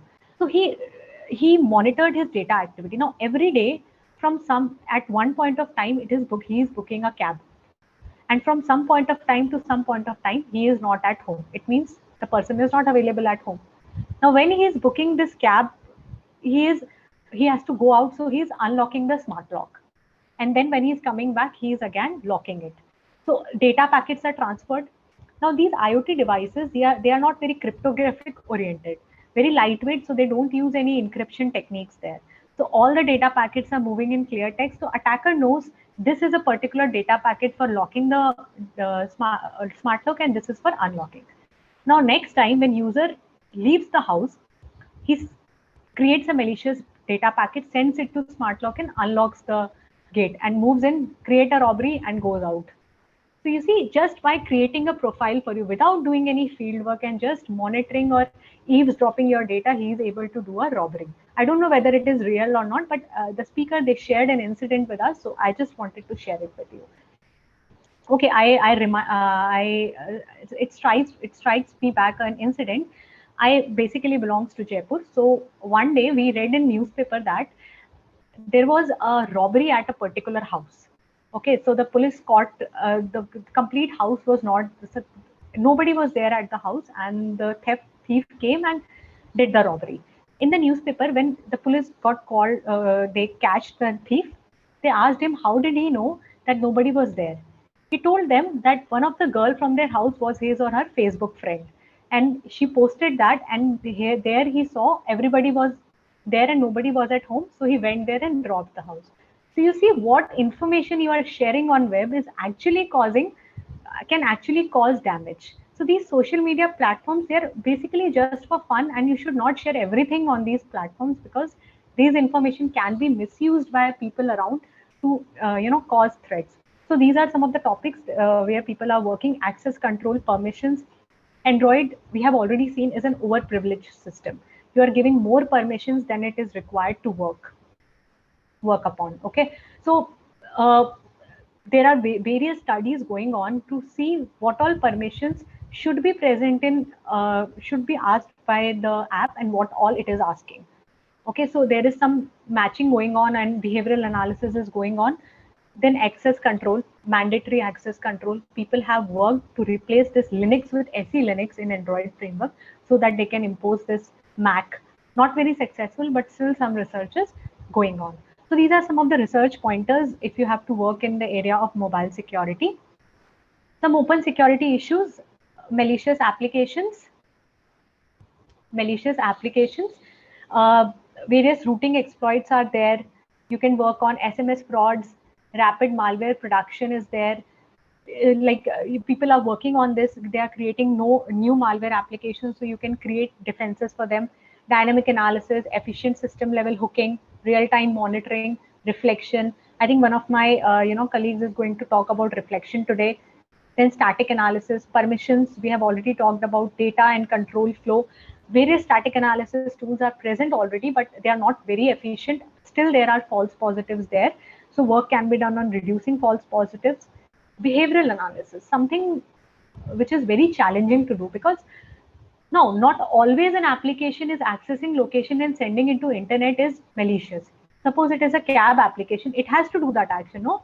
It has to access your location and send it over the internet. So you cannot just say that every action you are performing is a malicious action.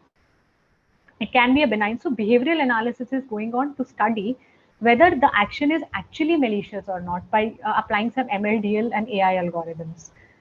Then we have browser attacks, phishing and click-through, device to device. We have already talked about evil twins. Then they can be Wi-Fi direct. It is a protocol which is devised for peers to connect. That is, two Android devices and can communicate via Wi-Fi direct. Then there are rogue access points, mobile botnets. In mobile botnet environment, how to track uninfected devices is actually a challenge. Then user related, ignoring permissions, phishing, improperly routing devices. There are various alternative markets, how user can be educated about this. Miscellaneous, some of the topics such as separating malicious code from benign, very challenging. Obfuscation techniques, where the attackers actually write the code in such a way and put it in such a way that even if you reverse engineer, you cannot get that code out of it. You cannot identify malwares there. Dynamic code loading, at the runtime you are loading some dynamic code which is causing some action threats. Then repackaging, reverse engineering an application, putting malware and then repackaging back and publishing it in third party markets is repackaging. So these are some of the open security issues which are present in, if you are actually want to work in the area of security, these are something that you can always target. Coming towards the last topic of today, being a researcher, I would definitely like to give some security tips for users and developers, which you should follow while using your Android devices. Now, before installing an app, please take a review of your, look at the App Store reviews. Now, for example, you purchase a product on Flipkart, you look at all the reviews, right? You look at the rating, you look at, because you are paying money. Here you are not paying money, so you don't pay attention, but you are paying your data. So please be sure, read the App Store reviews, how people have rated what they have written before. It hardly take 1 or 2 minutes to do so. So please do that before installing an application. Pay attention to the permission and app request. Now, suppose again a wallpaper app is asking for microphone, you should be careful, you should be cautious that why it is asking. Uninstall the application, try to look for alternative apps on the app markets. Don't just go for one application. There are multiple alternatives of an app that are present on this environment on Play Store. Check the other apps which are developed by the same developer, so you'll get hold of the reputation or type of apps it is developing. Keep a close watch on SMS and data activity. Suppose for the whole day you have not used any data, or you have not done any calls, but still at the end of the day 1 GB data is getting deducted. It means somebody is transferring some data somewhere. If you have not made any call but 25 rupees is debited from your account, why? You should keep a close watch on why these things are happening. When an intent is launched, it displays a list of apps which are capable of catching the intent, right? We should choose an app very carefully, the app we trust. Okay, just don't give the permission or open the intent with any app which is present in the system. No, just only open the app that you trust. When using a public network, please don't perform any sensitive operations. Don't do banking, don't do social web networking, because these data can be leaked and it can actually cost you huge damage, or it can actually create a huge damage of you being a user. So this was about for users. If in future, if you want to develop an application, some very brief, please encrypt your SQLite databases using SQL Cipher. It is a third party, it is a library which is present in Android. Then encrypt network, always encrypt your websites or your apps using TLS. Hash the sensitive data that you are keeping in your databases or your content providers or directly in shared preferences. Encode shared preferences. Use tokens for authentication. Use HTTPS. HTTPS is secure hypertext. Don't just, even if you are browsing web, you see any website which is using HTTP while you were doing payment, please don't use such websites, because they are not security oriented. Whatever information you are typing may get leaked. So please look into this, that websites are HTTPS. Test third party libraries before using in the apps as they contain vulnerabilities. Please use only APIs which are given by Google or libraries which are actually present in Android. If you are using any third party libraries, please only use after you trust them. Read about them on the Google. Please have a good hold or good knowledge before using it. Don't make Android app components public. We have already seen if you make content provider public, what can happen, right? So please don't make components public. Try to make them private. So this was about my side. This was from my side. So if you have any questions, we can take. Thank you, Dr. Vinita. Indeed, it was a excellent session, taking us through the Android security perspective, starting with a very good introduction about Android, and then telling us about the framework, weaknesses, and all those. So I request participants to type in the question in the chat window. Maybe I can read for you all. Kindly take this as a wonderful opportunity to interact with such a learned speaker.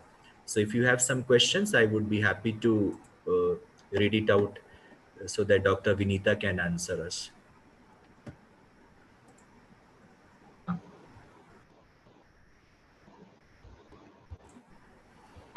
Dr. Vinita, we can wait for a couple of minutes if maybe Sure, participants sure, want. sir. Sure. Even I would like to interact with the participants. If anybody would like to let us know what all domain they are working, so it will be helpful for others also to connect. We have still time, 5 minutes. If somebody would like to, tell us what they are working upon, so maybe others can suggest, see, take these courses as an opportunity to grow your knowledge. Because here you have a platform, so many people are coming together. So definitely it can help you with ideas or something. So anybody, if they would like to share what they are working on, if they are working in mobile security or any type of security, if they are working on. You can type in the chat window. Maybe I can read because there is a huge crowd here. So yeah, there is a question, Dr. Vinita. Can you please share us few potential mobile location-based attack? It comes from Praveen Kumar. Uh, Location-based attacks are one of the attacks that I recently came into is location-dependent attack. Okay, there what they are doing is now suppose you are searching for something, your identity is getting leaked. For example, I am Alice. I am searching for a particular thing always. For example, a cardiologist. So the attacker is getting to know that yes, I am Alice. I am reside in this location and I am searching for it. So this is a location-dependent attack. Okay, now research is going on to anonymize, anonymize this search. That is, now the search, my name and my location will not be revealed, but my query will be answered. So various, research is going on in it. I'm not very into this area of location privacy, but I can see that also location privacy, this offloading of location information to Google servers is happening. Why? Because if it is on your device, people can attack them, or maybe get leaked. So this offloading is happening. While offloading, people are doing attacks. While you're offloading, they are doing some sniffing, eavesdropping attacks are happening, and all these things. So one attack that I'm very sure is location dependent attack. There is some oblique, I am not sure about the name of the attack. It is oblique or click fick attack is there also. So there are various attacks. You can find a lot of papers if you go through location. One paper that I recently read is from IEEE transactions on this network and service management. You can go through a paper there. It is by a Chinese author, very wonderfully written paper on location privacy. You can go through the paper and you will find some potential areas where you can work if you are actually thinking of working in location privacy. So I hope I have answered your query. Dr. Vinita, again, there is a question from Sajad. Ma'am, please explain vulnerabilities. Maybe like he wants to know about something about Android vulnerabilities. And to add to what Okay. Dr. Vinita said, like we have a detailed session tomorrow by Dr. Vijay Lakshmi on mobile data offloading and so it is what it is a connection of what Dr. Vinita was saying. So that would be again an inspiring talk tomorrow morning, same time. And there is another question: is there any standard tools available to create attack? See, standard tools to create attacks, there are no tools. But to defend the attacks, there are definitely tools. But like I have shown you, for doing a network attack, we used a series of tools.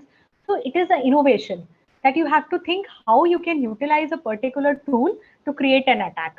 Okay, so I cannot say that there is a tool to launch an attack. No, but definitely there are tools. Various researchers have developed tools to protect that attacks. Definitely. So And one question is like one of the participant in general wants to understand about vulnerability. Uh, uh, yeah, can and another question is like how for financial transaction, what all security measures can be added with existing ones?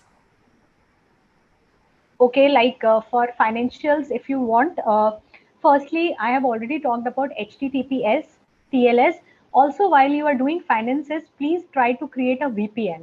That is a virtual private network. If you are on a public network, you can create a VPN, do the financial things, and always make sure that whatever you are doing should be the latest standards. Don't use old standards for anything because they have been identified vulnerable by a lot of people. Also, the person who is asking about vulnerabilities, please hold your horses. Today, you are going to hear a lot about Android, a lot about vulnerabilities. So, if you will know everything about it now, so those talks won't be very interesting for you. So, a lot of vulnerabilities you will learn today. My colleagues, my seniors, they are going to talk about it. So I would request you should attend all the talks because they are going to be wonderful talks today. Tomorrow, I just came to know Dr. Vijayalakshmi. She is my guide. So you can understand the level, the talk she is going to give. So please attend the core talks. Try to look for more security options that you work on. You can write an email if you want me. If you read my papers, if you have any doubts, if you want to discuss something else, since it is already time, we don't have much time, you can write emails to me. I will definitely respond back. If you want my Thank you. email ID, you can ask Vinod. Thank you, Dr. Vinita. Indeed, it was a very excellent session, and it is always enriching to listen to you. I have been listening to you since many years, so I know the depth of See, your knowledge and yeah, so work. I would like to add something. If people who don't know Dr. Vinod P, he is one of the most humble and down to earth people I have ever, had a chance to work with. Thank you so much, sir. Always encouraging us to work hard, giving us the opportunity to share our work. It's So always nice to talk to you, sir. thank you for your kind words. So I sincerely thank Dr. Vinita on behalf of Department of Computer Applications and all participants who have joined online for delivering an excellent talk and taking us through the journey of Android security and the wrong notion that the users have and what the reality exists. So we look for more enriching talk from you, Dr. Vinita, and thanks for sparing your valuable time, and I wish you a great success in your life and career. Thank you so much for joining. Thank you. Thank you. Thank you so much, sir. Thank Thank you. you. Thank you, everyone.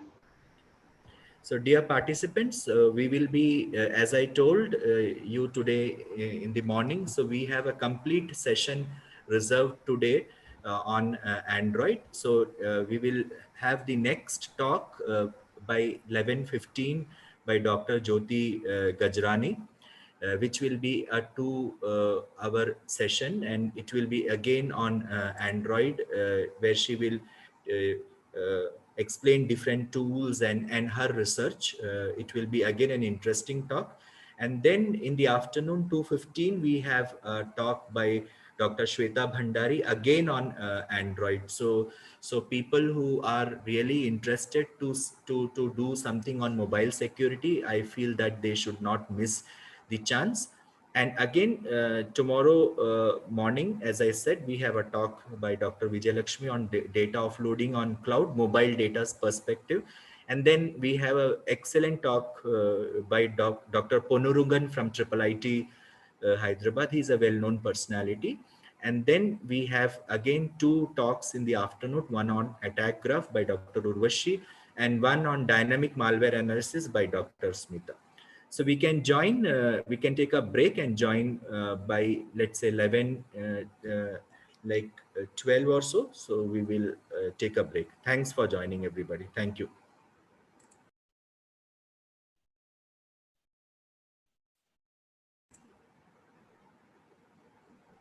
You can start. You can start.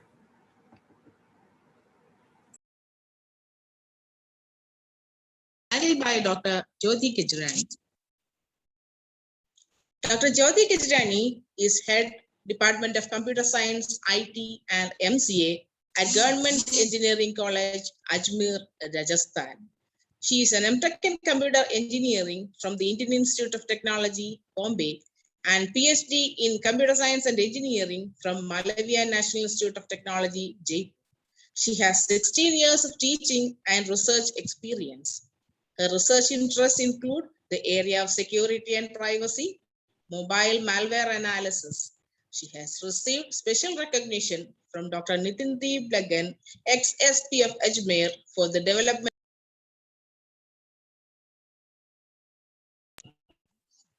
She is a co-principal investigator in a project titled Performance Measurement IoT devices under a competitive research scheme of Rajasthan Technical University under TechUp Phase 3. She has published around 40 research papers in reputed international journals and conferences, including SCI and several Scopus indexed papers. Book and 7 book chapters. She has delivered several expert talks. She is the editor of proceedings of Springer International Conference, ICC-IPS 2021, published by Algorithms for Intelligent Systems.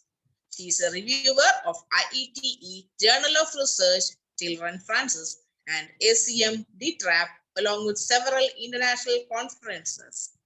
She has contribution to research projects as a doctoral research scholar and CEF-IPRA Reflection-Aware ICC Analysis Framework for Android apps and Security Analysis Framework of Android platform funded by the Ministry of Electronics and Information Technology, Government of India.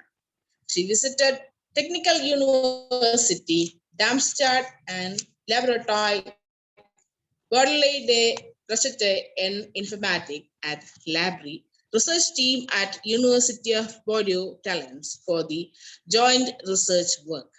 She is the convener of this.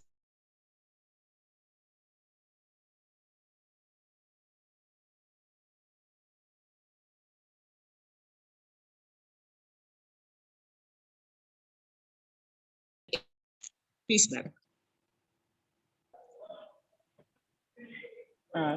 So am I audible, ma'am? Yeah, Dr. Jyoti. Yes, madam. Yeah. So thank you so much for such a nice introduction. So let me share my screen and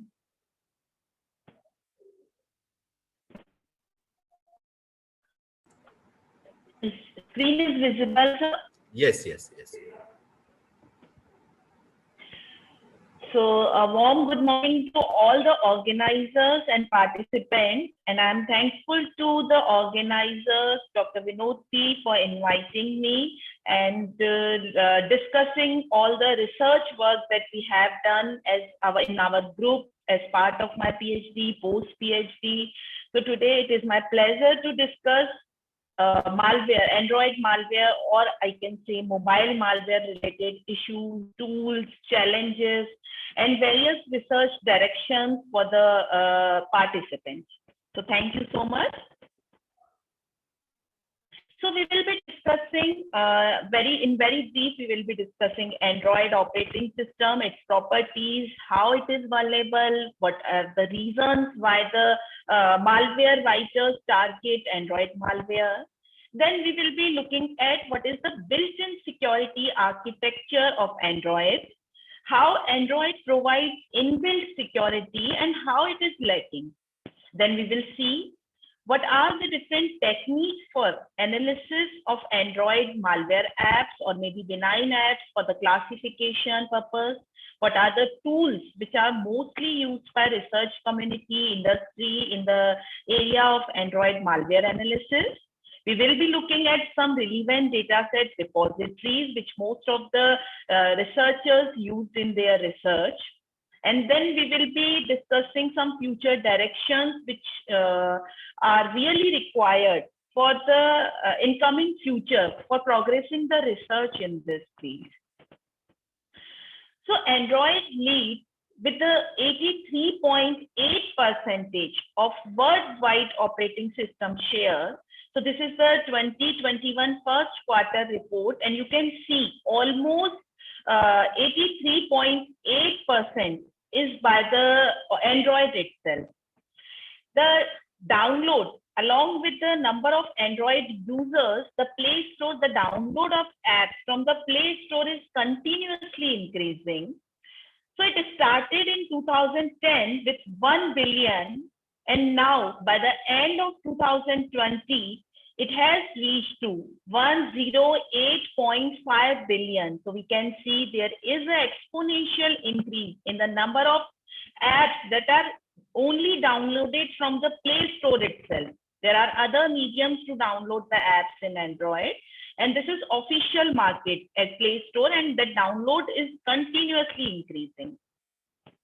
Even the devices, Android smartphone leads the worldwide shipment with the 87% of total supply. However, with this increased number of devices, with this increased number of app download, the malware authors are also attracting towards the development of malware for the Android platform, distributing those advanced malware for the Android platform. So the 2019 report of Upstream Security, that is a firm, that is an organization that publish various statistics.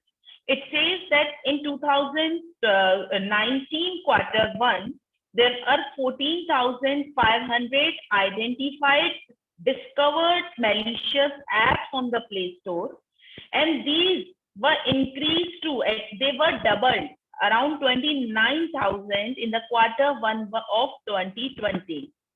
So we can see this increase. Even this is the only number which has been identified by the Play Store, and these apps were removed. So this is the number of those apps. So we can see this number is increasing. Again, this is just doubling. So if you see the statistics of mobile malware, we see that 97% of organization in 2020 faced the mobile threat using multiple attack vectors. So these attack vectors may be DOS attacks, DDoS attacks, and multiple kind of attacks. 46% of organizations had at least one employee which has downloaded a malicious mobile application. And these risks, these attacks are not only because of our fault, because of the malware, because malware is intelligent, but this is because there are faults which are involved in our daily usage. We don't see the permissions. We just accept the permission and let it do anything. We don't reverse back the permissions from the settings. So this is 40% of mobile devices are inherently vulnerable to cyber attacks, and these are only because of our vulnerabilities, because of the settings that we do and whatever permissions that we accept. There is a increase after October 2020 because the online platform has increased and the usage of mobile has been increased a lot because of this COVID pandemic. All the students, all the even faculty, media, offices are working on the mobile. Most of them are working on the mobile, and 845% increase in the mobile attacks.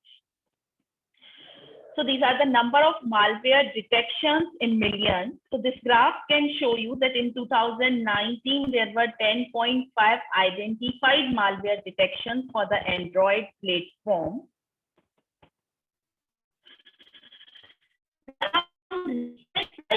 Leaks in news, which are even at top of the news. So 7 Nights, Twist, Hobo Mobile, Go SMS Pro are the some Play Store apps which performed the privacy leak. In September and July 2020, there is a malware which was very famous in the news, and that malware was the Joker malware. And that malware has infected a large number of apps, even the famous apps like AppLock, Emoji Wall Player. So these apps were affected by those Joker malware. And then Play Store has identified, Google has identified it, and they have removed those 34 apps. But before that removal, there were 120,000 downloads before the removal.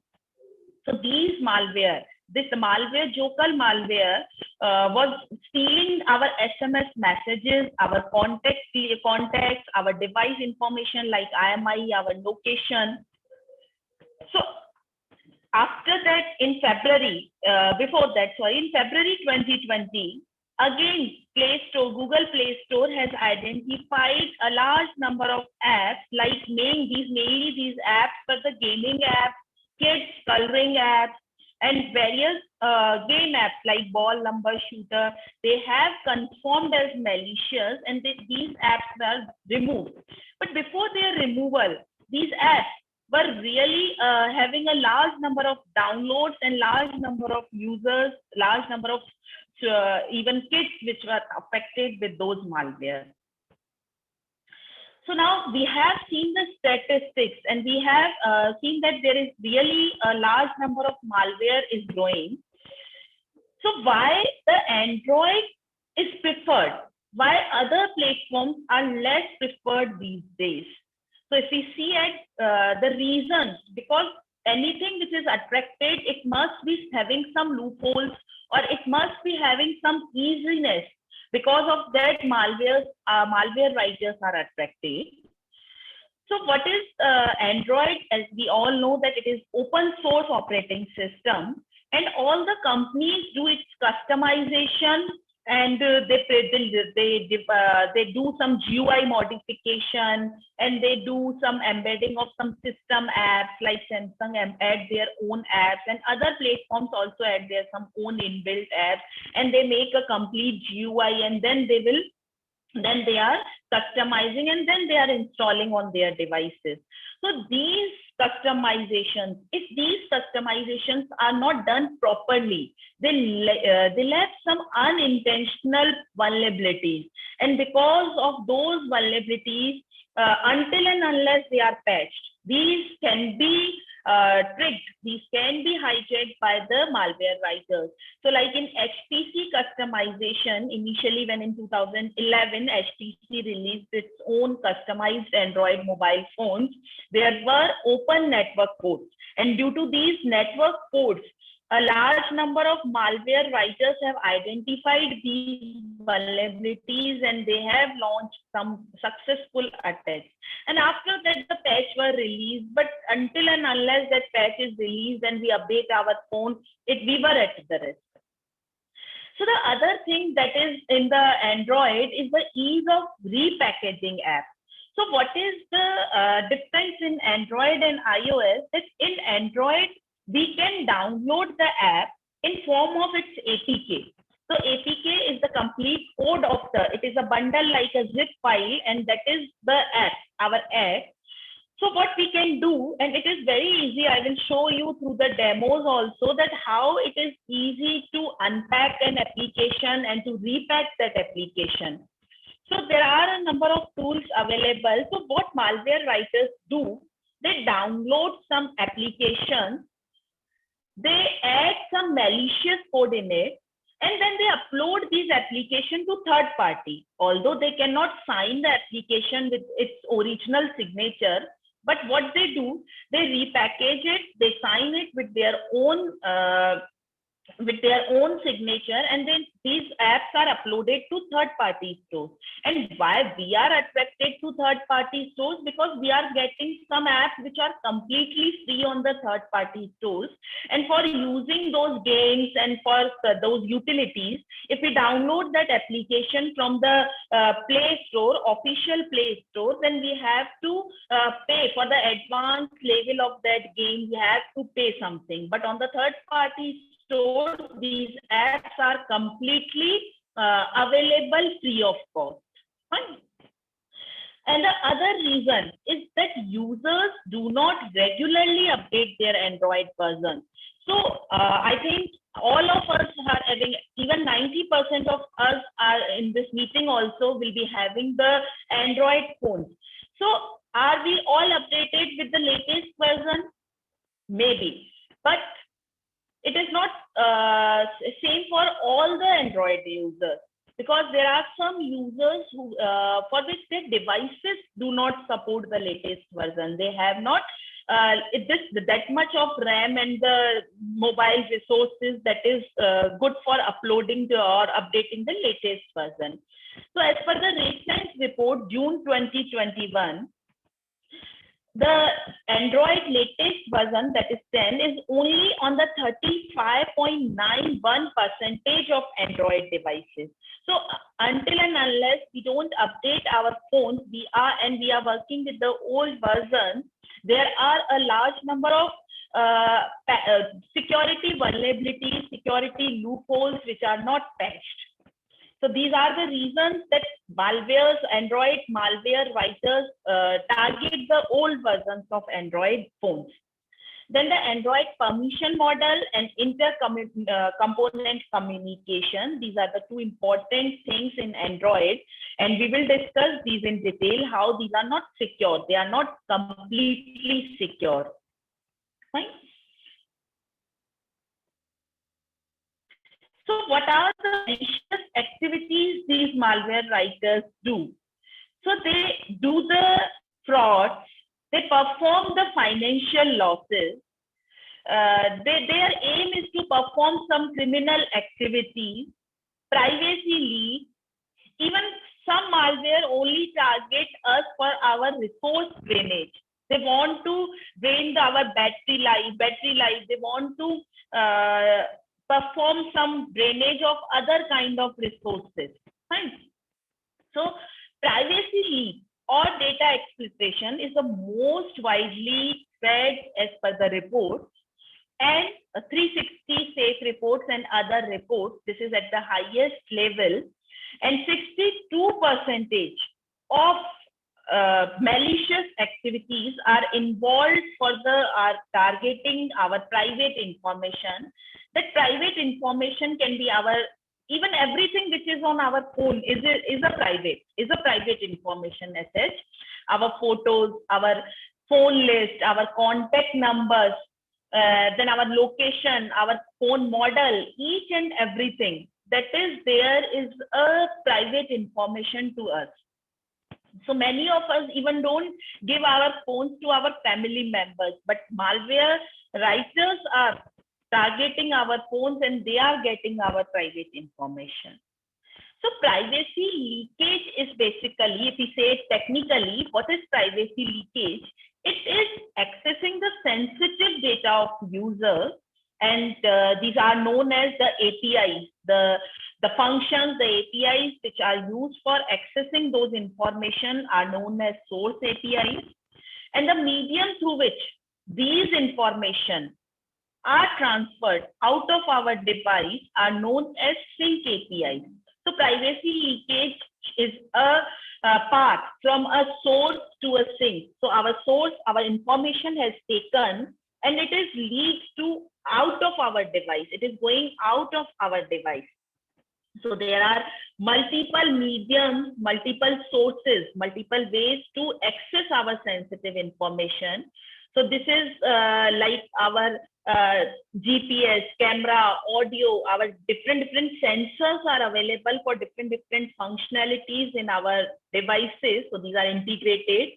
So these, so malware target these sensors. They take the information from these sensors. They take the information from the user input, what we input to our device, our keyboard clicks. They are even interested in what we press because we press our passwords. So that is also important. So content provider is like a database. So what is stored in our database, what is stored in our mobile phones in the application is a content provider. So they are also interested in accessing the sensitive information from the content provider. So what we access quickly, and that is always stored in our apps itself in form of content provider. Right? So So sync are the points from which information leakage is performing. So there is internet is the first platform, first way to leak our information. So malware writers leak our information. They check whether our phone is connected to internet or not, and then they upload the information to their servers.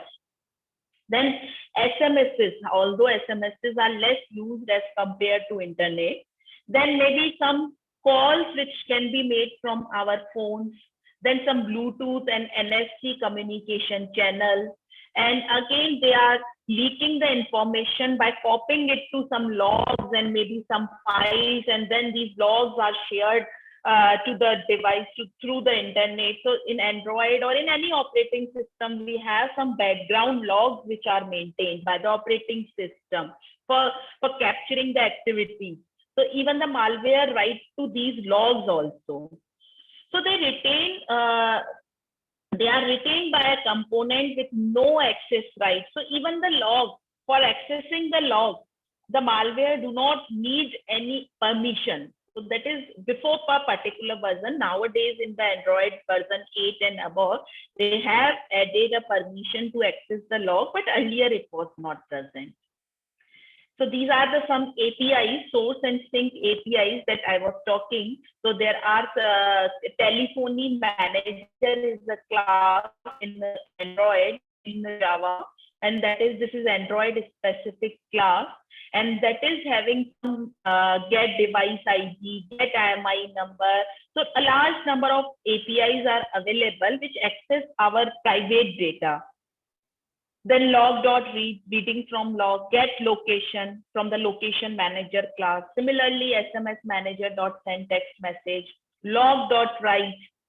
So these are some sensitive resources in our in terms of source and sync, which are present in which can be used for the purpose of getting the information present in our devices. So before getting into the security and detail how the analysis is performed, there are some important background that we need to cover. Like, as we all know, Android is an application. We have an APK file, but what is inside an application? What are the components of any Android application? So in Java, like we have a class. In Android also we have classes. But these classes are categorized mainly in 4 components. So other than these 4 components, we can use simple Java classes in our Android programming when we create an application. Even we can use the native code. We can integrate C, C++, Python code in Android application. But the main components are the 4 components, and these components are known as activity, service, content provider, and broadcast receiver. So these are 4 different types of components, and these components interact to each other with the help of a concept that is known as intent. So intent is used for communication between activity to activity, between activity to service, from a service to broadcast receiver, from broadcast receiver to activity. So all components communicate with each other through the concept, and that is intent. This intent is from the reusability point of view. This intent is very important for Android.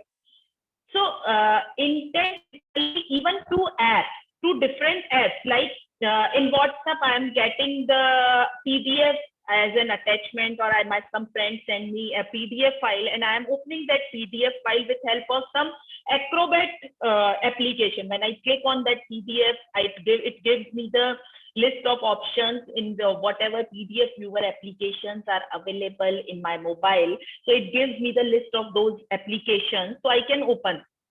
So this is a communication between 2 applications, and that is again the code written is through the intent, and intent is a class which is having a large number of functions, large number of methods available. So in intent, we can, like I am on app 1 and I want that if somebody clicks on this, then app 2 is open. Then we can do that thing.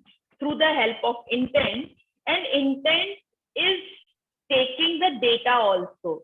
So what does this mean? When I transfer my current GUI to some other application with the help of intent, so when I'm in app, I'm in app 1 and I am calling through the intent app 2. So along with this intent, so this is I can pass the data also. In intent, along with intent, it is just like the calling of a function along with the parameters. So I can pass the parameters and I can send the data from app 1 to app 2, or maybe from app 1 to app 3. I can transfer the data, I can send the data. Fine. So this intent is as a messaging object. Intent is used as the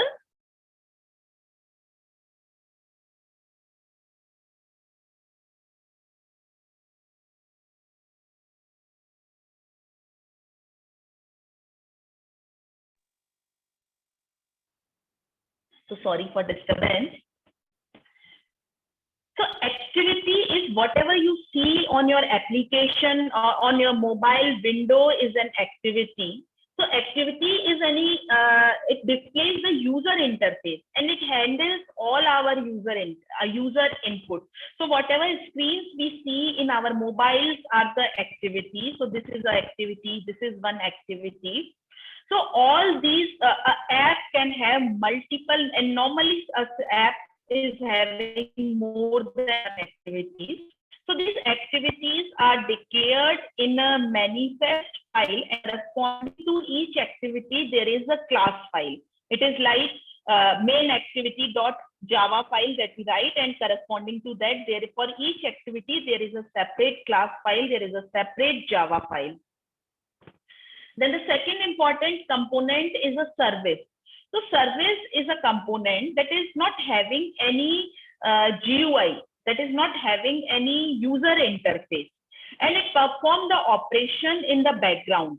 For example, when we perform some long operations like downloading of some file, or maybe downloading of playing of some music, also all these which is not in front end, anything which runs in background, we can implement that as an user interface. We can implement that as a service, as part of a service. So then comes to the third component, that is broadcast receiver. So what we have, you have noticed that Android system gets some broadcast to all the applications which are installed on our device. Like when we reboot our system, there is a broadcast sent by the Android system. Similarly, whenever some message comes, Android sends some broadcast signal. So sometimes these broadcasts are sent by the Android, and sometimes these broadcasts even can be sent by the apps itself. Because I want to give a broadcast, so I said you that intent. I am opening a PDF file, so I am sending an intent, and I am also sending a broadcast message to all the applications which are installed on the device. And I say those applications, what I say, that if you are able to read a PDF file, then give me a pop-up. So this is just like a broadcast then app is giving. So these broadcasts are sent by the Android, and these broadcasts are also sent by the Android itself. So apps register for these broadcasts. Apps show their interest, that they are interested in getting some broadcast. If I am interested in getting a broadcast of SMS, then I will say that send me whenever some SMS comes, give me a notification. So it is just like sending the notification. So this broadcast, for this broadcast in Android, there is a separate class, separate component, and that is broadcast receiver. So these receivers can be static, and these receivers can be dynamic. So static receivers are like these are defined in the manifest file, and they are if a particular broadcast is registered as a static, then when I send that receiver, when I send that broadcast message, even that app is closed. even that app is not running at that time, it will receive the notification of that. That is static broadcast receiver. And dynamic broadcast receivers are received by those applications which, if I have registered in my application, I have registered a receiver as a dynamic broadcast receiver, then I will get that receive. I will get that broadcast whenever my app is either running in background or foreground, but that must be running. So it is giving a static and dynamic. It is just like static and dynamic broadcast receivers. Then content provider. So content provider is a central repository in which all the data, all the local data of the application is stored. So most of the applications are storing their data in two forms. They are storing at their local storage and they are communicating with the server, because everything is not possible if I will communicate to the server for every data storage. It makes the application slower. So for that purpose, applications store the data, some data which is the fast access in the central repository, and that is content provider. And content providers facilitate the access to the data as well as the modification to the data as per the requirement. Fine. So this is the structure of the application. So Android application is basically having or other than the classes, each and every Android application is having an important file, and that is known as Android manifest.xml. So this name is fixed. Whenever we create any Android application, there is a file Android manifest.xml. So this file is having the name of the package, version, all the permission, all the classes which I have created in my application, all the libraries which are referenced, all the broadcast, static broadcast, all things are declared in the Android manifest file. And then other application source code is compiled into the Dalvik bytecode, and that is known as, we call it DEX code. You must have listened, DEX code. So Dalvik bytecode contains all the compiled code, and along with that, we have an Android manifest.xml. So this DEX code consists of, all the classes compiled to the from the class file. So you can see here all the Java code compiled into the bytecode, and then it is optimized. So in Android, we have DX tool, which what this tool do, this optimizes this bytecode and convert to a Dalvik exe, that is classes.dex file. This name is always fixed. So this is, it removes the redundant information from the class file. So why it is required, Dalvik for support is required, or why Android changed this from the .class to .dex file? Because Android devices are resource constrained. They are having very less resources like memory, storage. So this is limited in Android application. So that is why it performs the optimization. Right? Other than that, there is a meta INF folder present in each Android application, and this consists of the signature of the application. So Android is having that a good quality, that is app signing. Each and every application that is uploaded on the Play Store must be digitally signed, and that signature related information is stored in the meta INF file. Then coming to assets. Assets folder is again important. All the images, all the video files or audio files or CSV files which are part of our application, these are present in the folder known as assets. Then lib is important, native library. So in Android, we will discuss later on also, Android also supports the integration of .so files. So these files are the C++. So it means we can write a C function and we can convert it to a C library. in the form of .so, and we can link it with our Android code. We can call that code with the help of native development kit, that is Android NDK. So this lib is having all those libraries which are externally imported libraries, like many times for the fast development. What a user do, it uses the ready-made libraries. For example, nowadays Firebase libraries are available, Cloud Access libraries are available, some advertisement libraries are available for integration into the app. So large number of libraries are available and they can be integrated with any application. Fine. Then there are some resources. Resources files are also available, like your string is a resource. Your keywords are stored as a part of resource file. So what happens when we compile any application? The dex file, the manifest file, and all resources are compiled to a APK file with the help of Android Asset Packaging tool. So this is again a part of your Android Studio, or earlier like we are working on Eclipse or maybe Idea Pro. So this is part of AICTE, DX are the part of those frameworks, those IDEs, and they are combining these things and they are creating an application.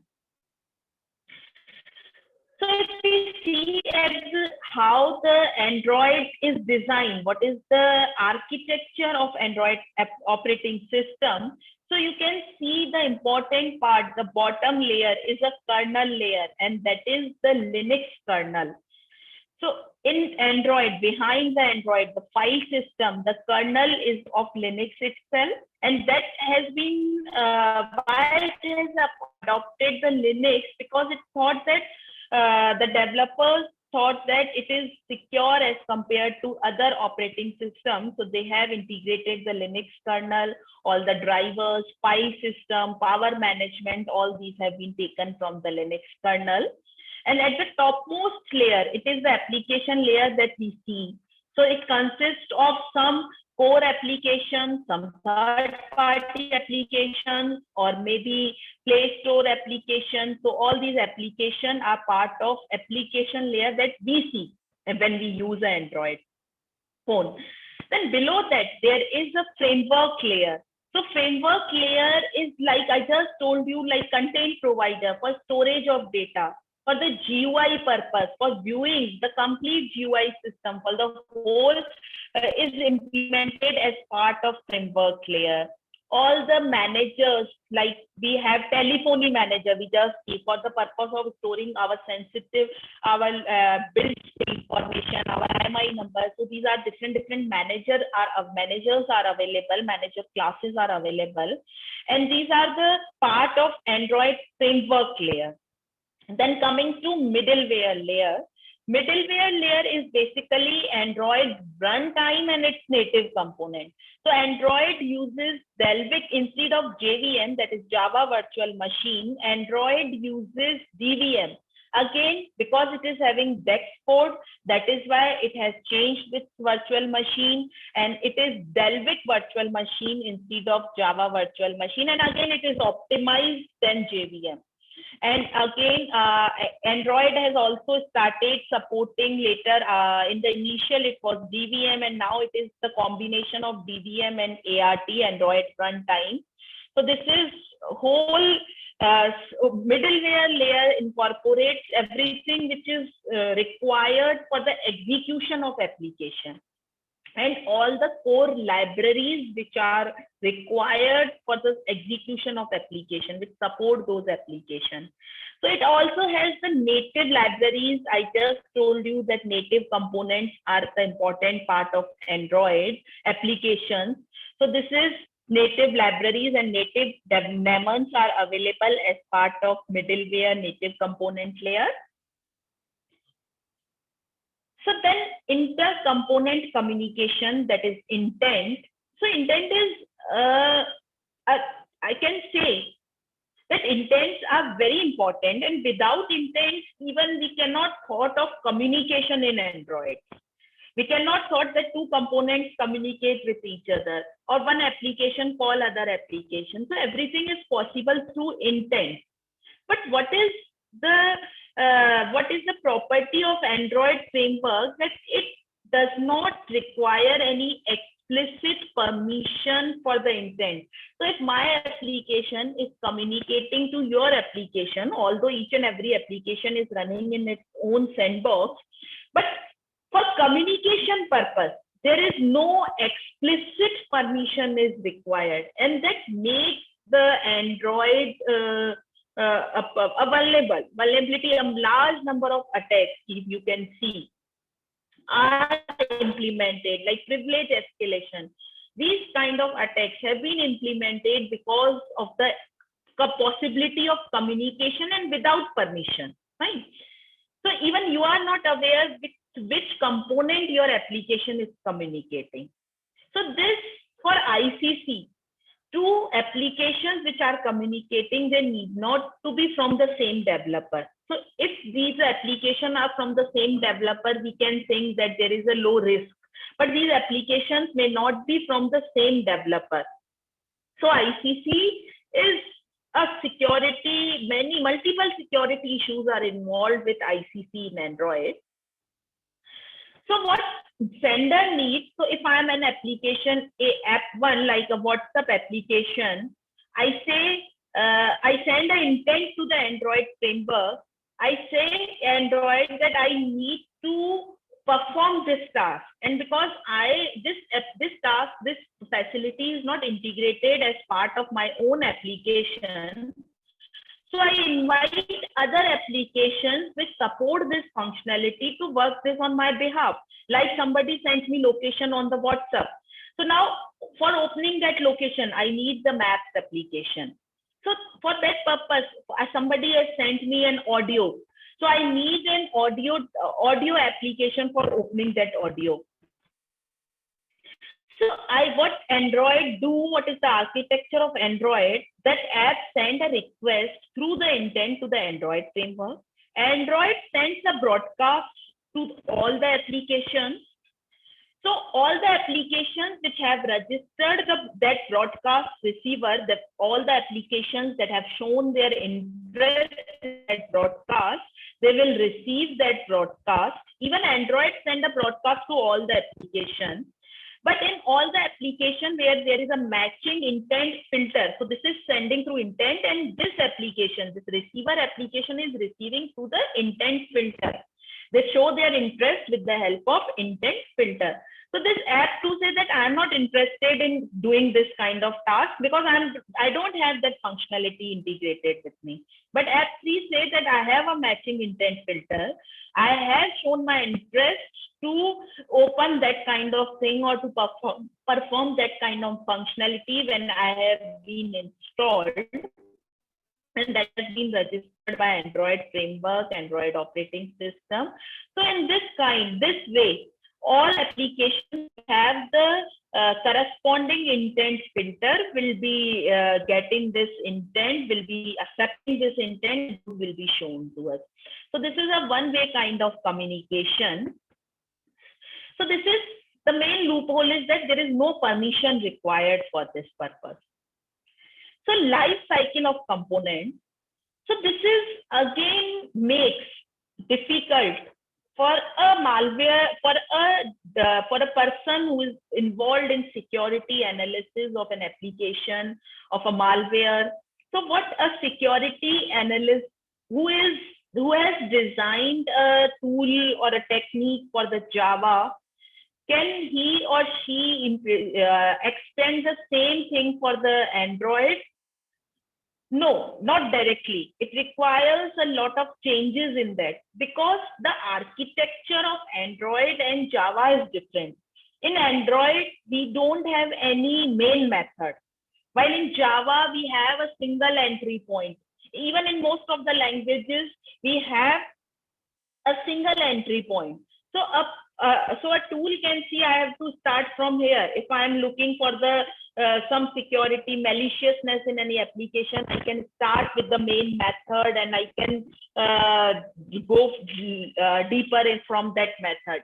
But in Android, there is no entry point, no single entry point. There are multiple entry points. Like all these are the life cycle methods of Android. So an Android application so it has a number of, these are known as life cycle methods. So it can start from any of these methods. So when we start, first time when we start any application, when we start, on create method is executed when we launch any application. Then, for example, I have opened one application and some call comes, so that application go into the background. So it means it at that time Android executes the on pause function. So it is automatically executed. Nobody calls the on pause. There is no explicit call to the on pause function, and that is why Android designing of the security solutions for Android has become somewhat tricky or maybe complex, because there is no calling. I cannot see that on pause method there is an explicit call of on pause method in my application. Android framework call on pause application, on pause method of that application. Whenever I get some call above my application, it goes into the on pause. Then when again I open that application from maybe from the tab or something, it calls the on restart method is called. Then from the on restart method, it calls to the on start method. Then I am resuming to that application, on resume method is called. So all these methods are not having any explicit call to each other. It is event-based programming. It is Android is also can be called as termed as a event-based programming. So whenever this pausing occurs, on pause method is called. Fine. So each and every component is having its own life cycle. Activity is having a different life cycle. Then a service is having a different life cycle. So whenever we are designing any solution, any security solution for the Android, we have to look for whether we have to work on the activities, whether the malicious code is part of activity, then we have to do something different, or part of a service. So service is having, the service can be started with either start service method or bind service method. So this creates a service, it starts the already created service. So then different on bind, on start, service is running. So you can see these methods are different as compared to activity. So similarly, other components are having their own life cycle. So this life cycle makes increases the complexity of the security solution which we are planning to design. Fine, we have to consider all these in the mind. Then execution environment. So I already told you that Android earlier, it was using DVM, that is Dalvik Virtual Machine, and it is optimized for the Android to run on the constrained platform of battery and RAM. So DVM is a register-based architecture, and while we all know that JVM, that is our Java, is stack-based, and we know that register-based architecture are always fast as compared to JVM stack-based architecture. So what this DVM do? This DVM uses the JIT compiler. So that is just-in-time compilation. So when it performs the compilation each time the application is launched. So when I have application is already installed, but when I launch that application on the DVM architecture, that application is compiled and then it has been shown to you. So it takes some time for the system to compile it. So from the Android Lollipop version, so initially before Lollipop, Android was having DVM architecture, but after since Android Lollipop, DVM is replaced by the ART. So ART is like it is like the interpreter. So all the pre-compiled binary code is already stored by the phone storage, and whenever we launch any application, there is no need of compilation.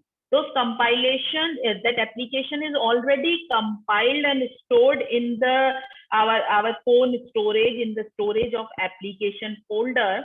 So it is based on the concept of AOT, that is ahead of time compilation. Fine. So this is I can say in short, we can say that ART and DVM can be compared like battery performance. If we say that ART increases the battery performance because it is not interpreted every time. The code is not, it is already stored. So a compilation requires some battery, some processor life cycle. So it has been compiled. There is no need of compilation every time. So it increases the battery performance. Storage is high in ART because it requires the storage of compiled code along with the APK. So that is why rebooting, that ART causes a slower reboot time is slower. Fine. So it is cache is built at the first time. Then the time of launch, DVM has slow while ART is fast. Then coming to garbage collection, ART has a better garbage collection as compared to DVM because it performs the automatic garbage collection, and for different heaps for storing, it uses different heaps for storing large objects. It has a separate, ART model has a separate storage thing. So what occurs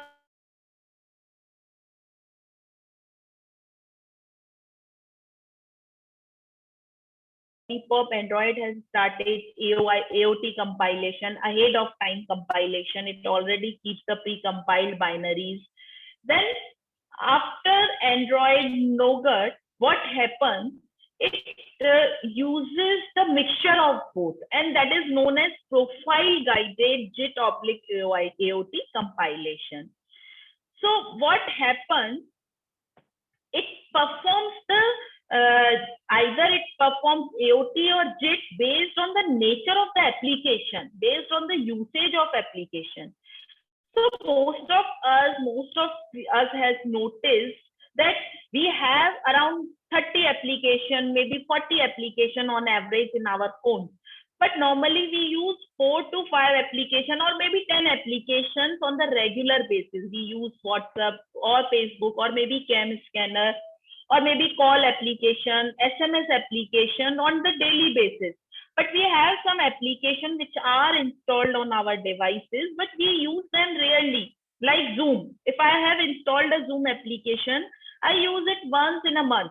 So it depends on the profile of the application.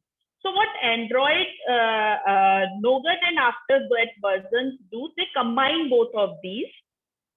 So what they do, whatever applications are frequently used, they perform AOT for them. They do they store the pre-compiled code of those applications to improve the performance.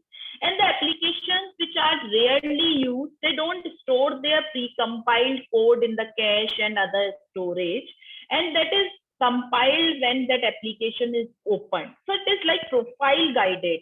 Android, again, for this purpose, Android framework has included a profile guarder in its framework, and it saves so this kind of compilation saves the space and as well as improves the performance. So now, this is all about how Android apps are designed, how Android framework works, how it compiles the application.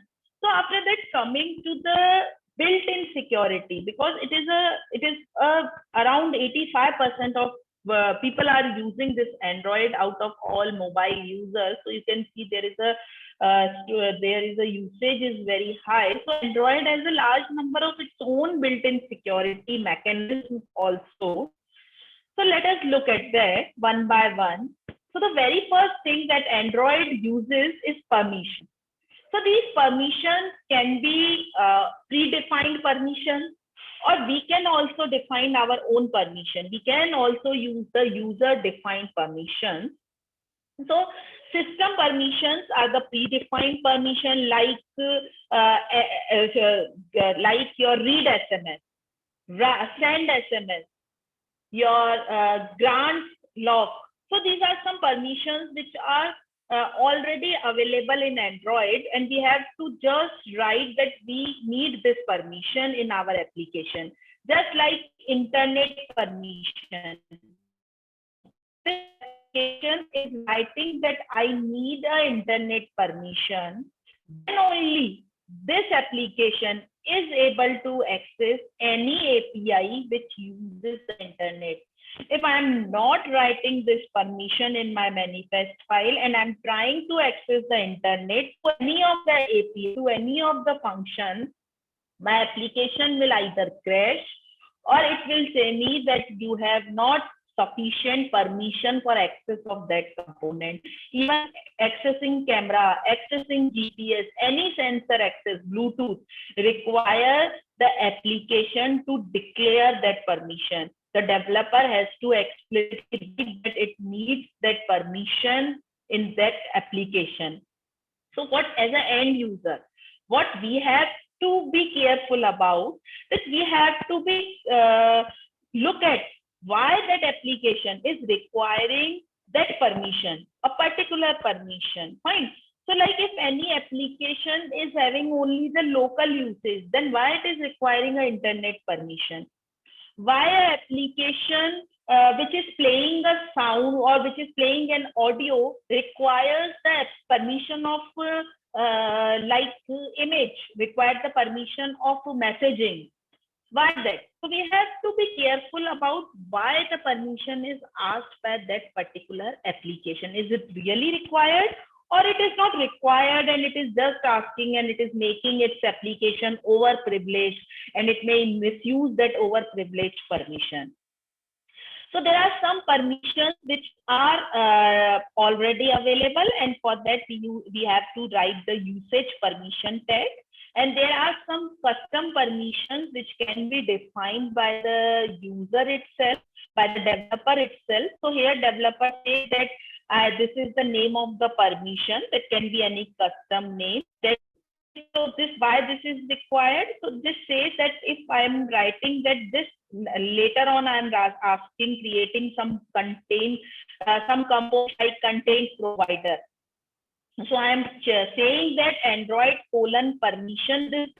It means anybody who wants to access this provider must have this permission explicitly granted to that particular component. So we can secure the component, we can secure the sensitive data, sensitive components, sensitive resources with help of permissions. Android has provided a beautiful concept of permissions. So these permissions, but there is a little bit problem with the protection levels of those permissions. Although the operating system cannot be very strict, because if I'm making any operating system and which is very much strict about the permissions and about the restrictions, then the usability gets decreases. So that is why sometimes Android is a mixture of both. So all the permissions are like can be categorized into 4 levels. So a normal permission, it is like if an app declares a normal permission and it writes that protection level equals to normal, then that permission is automatically granted. User has not asked to ask for that permission. So it is set, just like set the alarm. There is no explicit permission is required by the user. Then the second category is dangerous. So dangerous permissions are being shown to user that I need this application, need this permission. Are you giving this permission? User is giving yes. Then only that permission, that user can, that application can perform that dangerous task, like writing the contact, sending the SMS. So this is without permission, even a malicious app cannot do anything. Signature permission. So signature permission permits the sharing of components. sharing of even the direct sharing of components without even the intent with the apps which are shared by the same developer.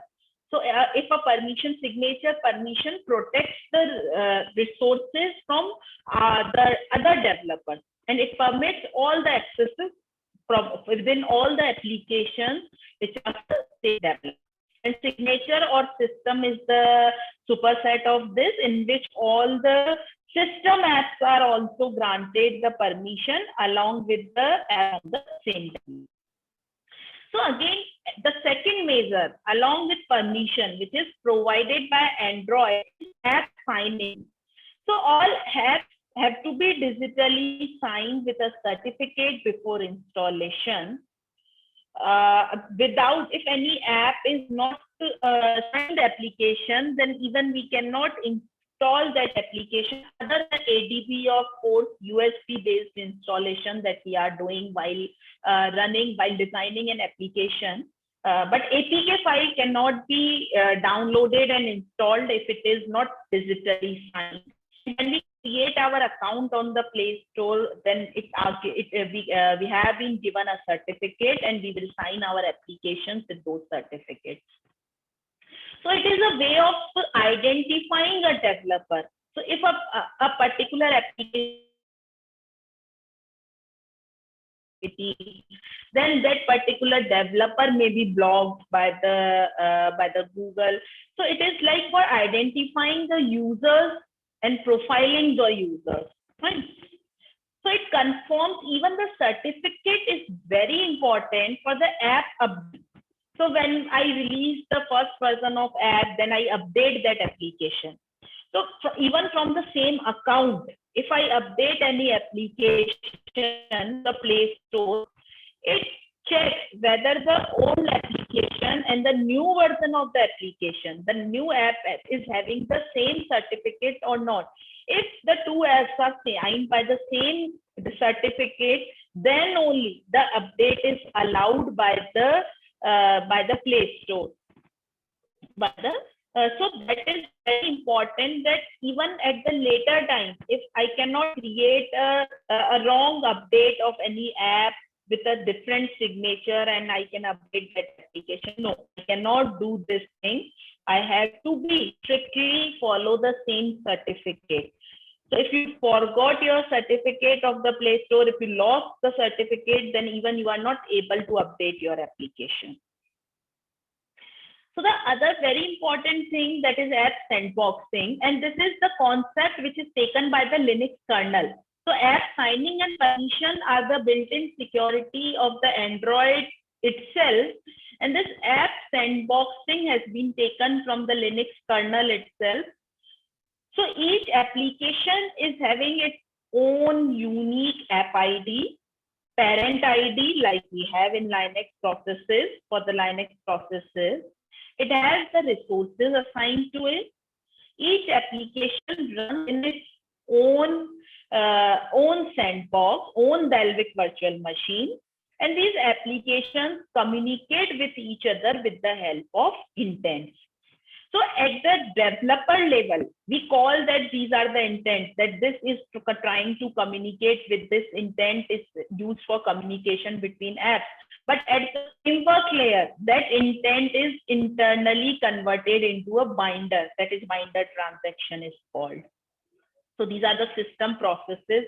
If an app wants to talk to a framework or a system process, maybe like in my application, I want to list the processes, I want to do the PS, I want to do the LS, I can call the Linux processes also in my Android application, and that we need a binder is used for that communication. So these are intents, binders, these are used for the purpose of classification of malware. When we design a machine learning or deep learning based approach, use these properties, these features, these things as a permission. We use them as a feature. We use the activities as the feature. We use the intents as the feature. We use the protection level as a feature. So these multiple things are used as the as a feature when we do some classification, when we apply some machine learning or deep learning based approach. So Google Bouncer or Google Play Protect, these are the again two important contributions by the Google. So Bouncer is at the server side, while Play Protect is at the device side. It is like an antivirus application. So Bouncer protects the upload of any malicious application. So it's try to protect the upload of malicious application. So if I am a developer and I have developed some application, I want to upload it. So when I upload that application to the Play Store, at the background, Bouncer will be executed. Bouncer checks for the application whether it is safe or not safe. So Bouncer internal mechanism is not fully disclosed by the Google. So it is a cloud-based infrastructure, and it is having some engines which run those applications, which execute the application, and which checks that whether that application is safe or not. So Bouncer performs the QMU, that is emulator. They use the emulators for the purpose of analysis. So according to Google, Bouncer is responsible for around 40 to 45% drop in number of malicious apps in its App Store. It is not 100% protecting, and even later on in some conferences in Black Hat, some attacks have been shown against the Bouncer itself. So it is not fully secure, but yes, it is somewhat reducing the number of malicious apps. Even Bouncer keeps on checking the application, and even it can identify previously uploaded malicious application also. Like I said you earlier that Go SMS Pro and some gaming apps were removed by the emoji application, were removed by the Play Store. So it identified these applications later on. So it is continuously running and identifying the malicious application. And protect our own is on our own devices. So it monitors for the app data. Play Protect is some kind of internally, it is using the machine learning models for identifying the malicious activity. So it scans the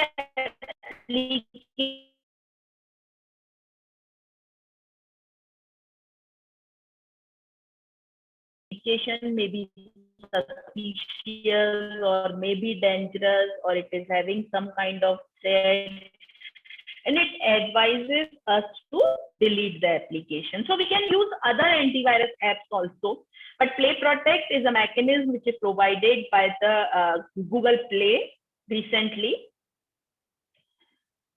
So Bouncer, I said you that it checks for the submitted application for around 5 to 10 minutes. So if an application is intelligent, if a malware writer is intelligent, what it do, it don't execute the malicious code in the initial month. What it do, it integrate the malicious code.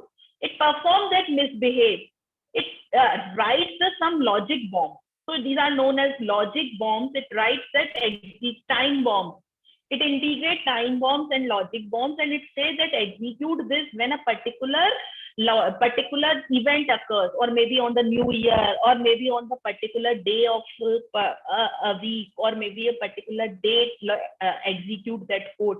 So these are logic bombs can be integrated, and Bouncer is defeated against those logic bombs and time bombs, because Bouncer is not aware that this attack has been executed. This attack will be executed. It is designed in a way that it will be executed at a particular moment, and then Bouncer is not aware of that, and it is not executing itself at that particular moment. So that is a limitation of Bouncer, and even maybe any tool it will be a limitation. So so it's the ranges, the IP ranges which are assigned to Bouncer are fixed. So a malicious authors, malware writers can see that I'm being checked by a Bouncer, then it will discontinue the malicious activity, and it will only execute the benign functionality. So in Black Hat Conference 2012, Trustwave has shown the successful upload of SMS blocker and running of and continuing its execution for a number of months on the Play Store, and they have shown that bouncer is not properly secure. So now what is the solution? How to save ourselves? How to protect us? So the very first thing that is awareness. That is, we should be aware. We should be aware about the permission, about the granting of permissions, about the update of patches, about the update of our phones. Even we should run some good antivirus apps in background timely in our phones. So there are some awareness mechanisms are there that can protect us. We should keep our phones safe. We should not surf any website or any link without any ensurety that we are safe. We should not click on any link. Even the mobile malware can be created in the same way that we are creating for the Windows and other operating systems. Click jacking attack, we have shown. Even we have worked for the click jacking attack, and we have designed the applications which were performed as part of our research. We have designed those applications for the testing purpose, and those applications were performing the click jacking attack. So in the front end, you will see that you are just clicking on an image, but in the background of that image, we have integrated the code that is deleting all the context of your device. So that is, multiple malicious activities can be integrated. Now the question comes, how to protect us other than awareness? So the protection, the research community has proposed a large number of analysis techniques. They have designed a large number of tools are available as open source tools. So as a researchers, we have to be, we are continuously working. All the researchers are continuously working on improvement of those analysis techniques. Right. So we have to be, so now we will look at what are the state-of-the-art techniques, what are the tools available. We will run some of the tools. I will show you how those tools work, how they perform the analysis, etc. So, so can I take a 2-minute break?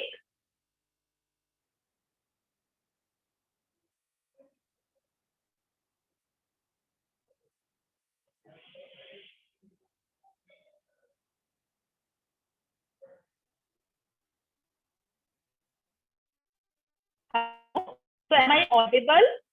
Yes. Yes, ma'am. So ma'am, can we take a 2-minute break? Yeah, sure. And then continue? Yes. Is it purposeful? Yeah. Yes, yes. Okay. Yeah, dude. So just a 2-minute break. Actually, I'm getting an urgent call from the principal. Ma'am, I am just coming in 2 minutes.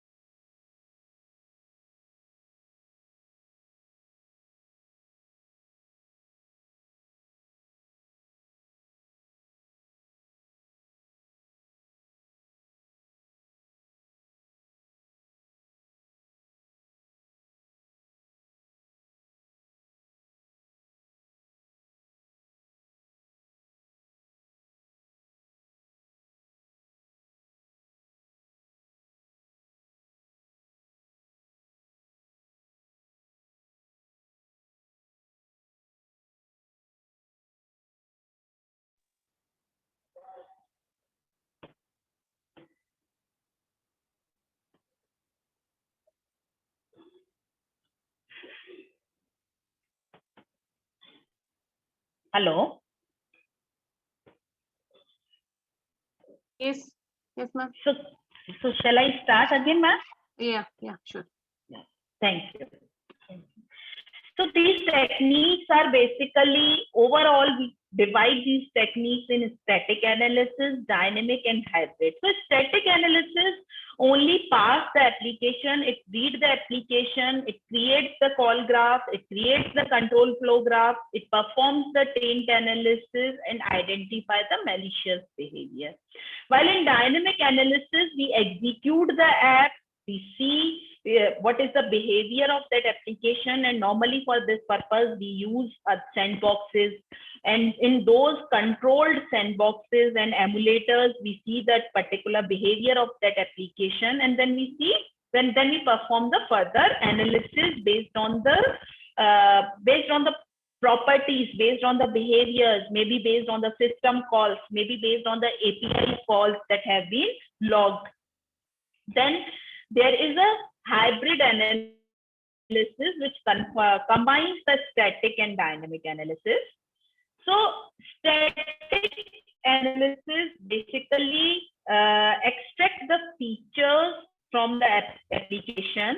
So these features may be permissions, these features may be events, these features may be the sequence of some statements, these are maybe the variable values, these may be the entropy. So there are multiple features which can be, and a large number of program analysis techniques are nowadays being used for Android malware detection, like control flow graph, call graph, taint analysis, data flow analysis, control flow analysis. So these kind of program analysis techniques are integrated in Android malware by a large number of researchers these days. So this analysis can be performed on the device or it can be performed on the server. But performing a complex analysis on the device, on the mobile phone,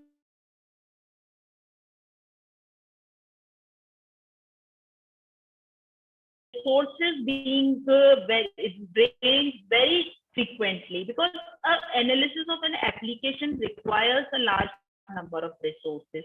So most of these analysis techniques and tools are nowadays, still now, these are server-based analysis techniques. Means you may get some virus total and other websites through which you can upload your application, you can check your application, you can get the score of that application, but that is not on device.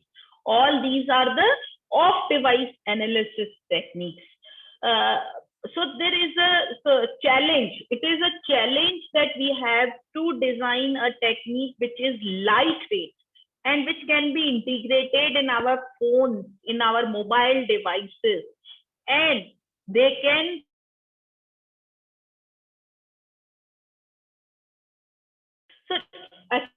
checking any application for maliciousness. So now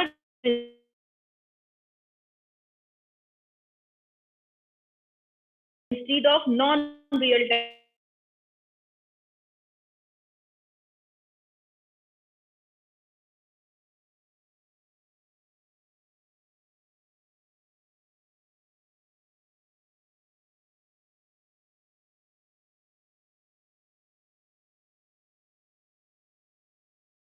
check the application whenever that app is in use. Fine. So machine learning and deep learning techniques are also developed a lot, and they are using different algorithms of deep learning to perform the classification of application, to perform the family analysis of application, to find the similarity between the applications. So static taint analysis. So static taint analysis, it identifies so I said you that whenever there is a privacy leakage, there is a flow of information from source to sink. So here it is a source and network send is a sink. So there is the information has been taken to this variable, then from this to coming to this, and from this to it is going to the network. So it is just like static taint analysis is identifying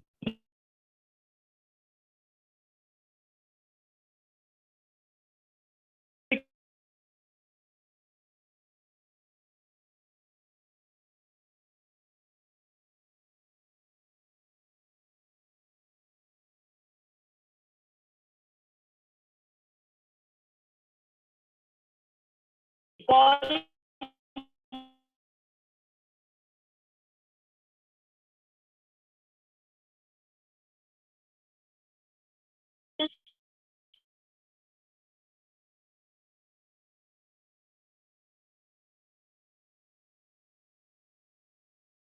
then this construction Java application for any other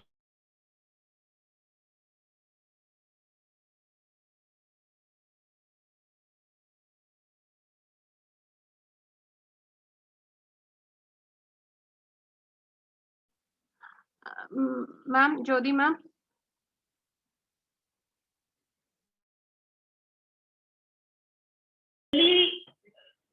is really a complex task. Like still there are many tools like Suit is giving us call graphs, AndroGuard is giving us the call graph, but because there are no explicit calls are available. So what we can say is that the call graphs which are being constructed are not 100% correct. Because until there is no explicit call, it cannot create an edge. Fine. So this is again creating a problem. It is a challenge of correct graph is the main method in Android application. Sorry for the interruption. Dr. Jyoti, your voice is not clear. Maybe like if you want, you can stop the video for. Hello.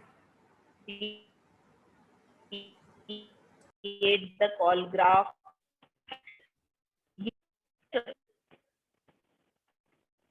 Hello.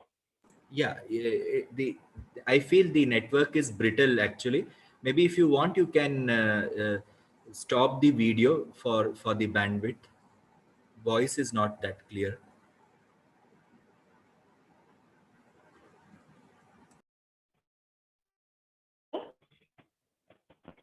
Is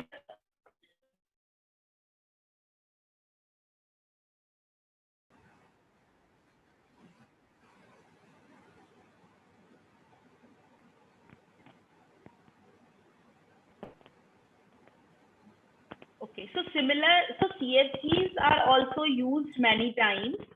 These are like finding how the control is flowing. So it's the procedure program is a statement is a node, and the connection between two statements is an edge. Fine. So these call graphs and control flow graphs are also used these days by many researchers, and there are a number of tools for using this. After creating the control flow graph and call graph, we can use the BFS, DFS flow analysis for finding the malware, for detecting the malware. Fine.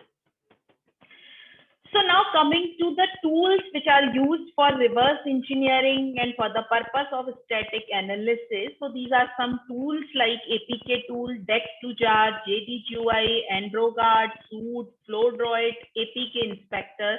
So these are some basic tools which are integrated in other research tools, and they are used for the purpose of mainly like APK.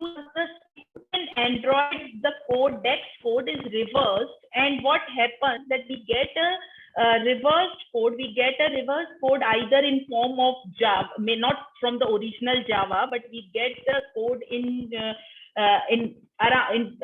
intermediate languages. So these intermediate languages can be Jimple, like FlowDroid and Suit gives the results in form of some intermediate code that is Jimple, Shimple, and APK tool gives us the code in form of Smally. Fine. So let us start with the demo. So is my screen is visible? Yeah, we can see the slides actually. Tools help in reverse engineering. We can see the slide.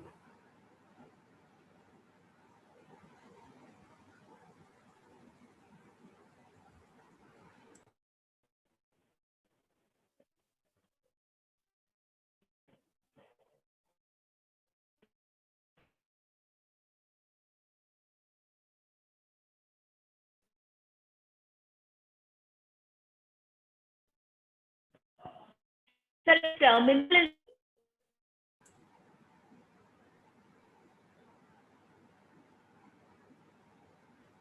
You're not audible, Dr. Jyoti.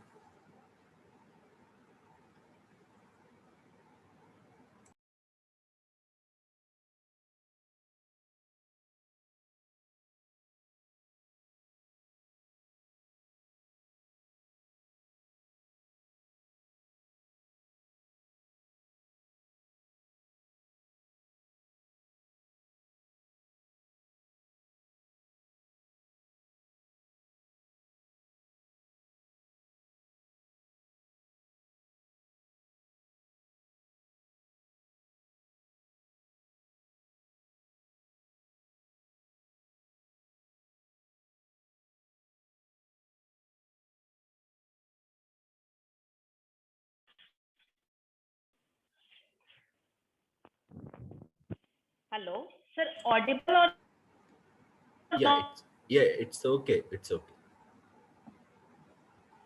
not audible now? I Yeah, switched yeah, to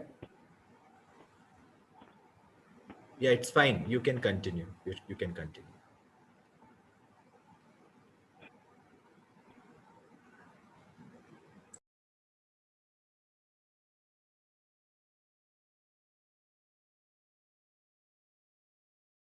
so is the screen is visible now?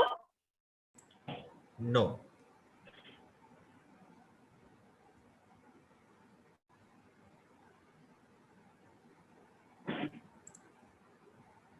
No? no, it's not visible. Yeah, you're sharing. Let's see.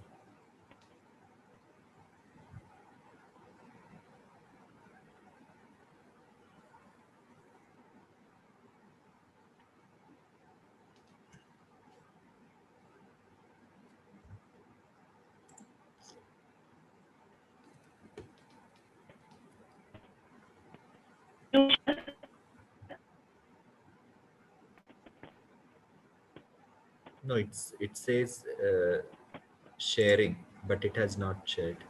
Can you try again sharing?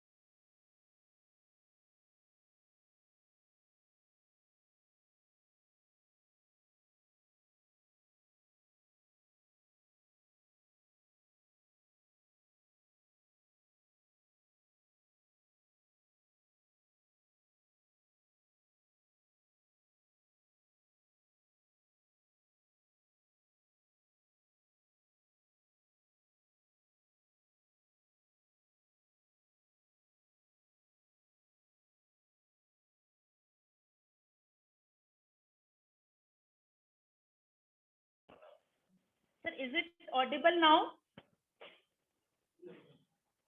Hello? Yes, ma'am. Yeah, you're audible. You're audible. So, sir, now I have completely shifted the network. Yeah, it should be So fine. I think now, Yeah, now it is yeah, visible. yeah. I can see the terminal. Okay. Okay, sir. Okay, sir.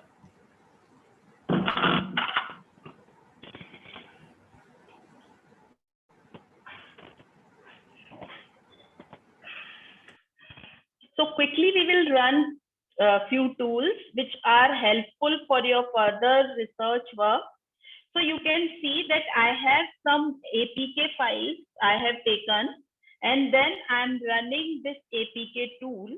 Fine. Okay. So it is saying me that this file already exists because I have already decompiled. So APK tool D means I am just decompiling. I am doing the decompilation of this APK file. Fine.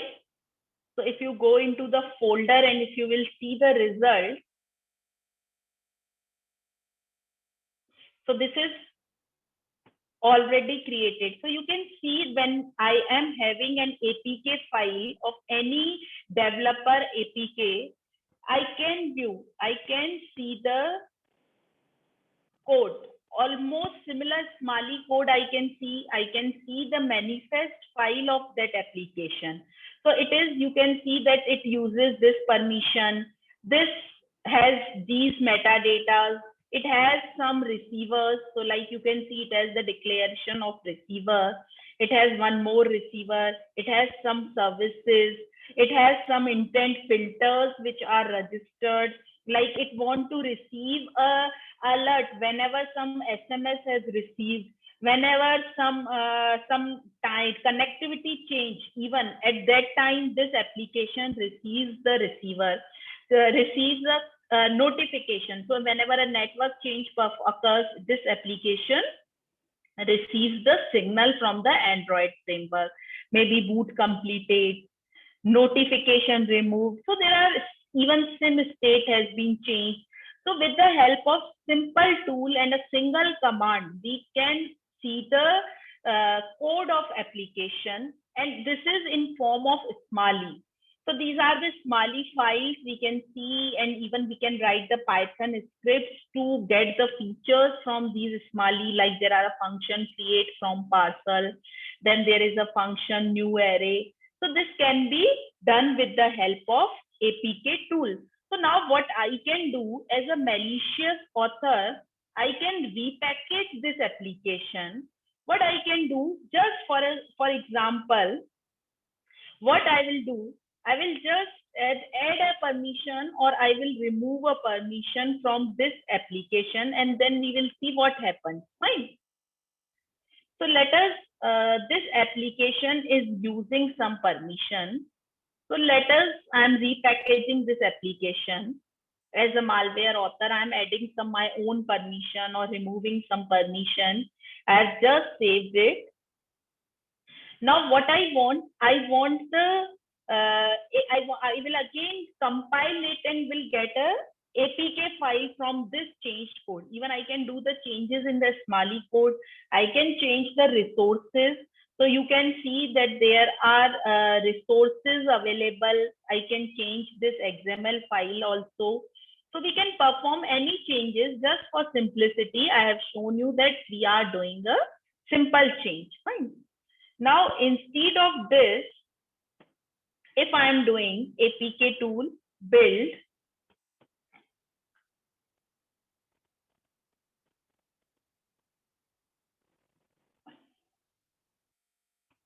so you can see when I run this command, there is an additional build folder has been created, and it is compiling all this Smalley code, and it is creating an APK file.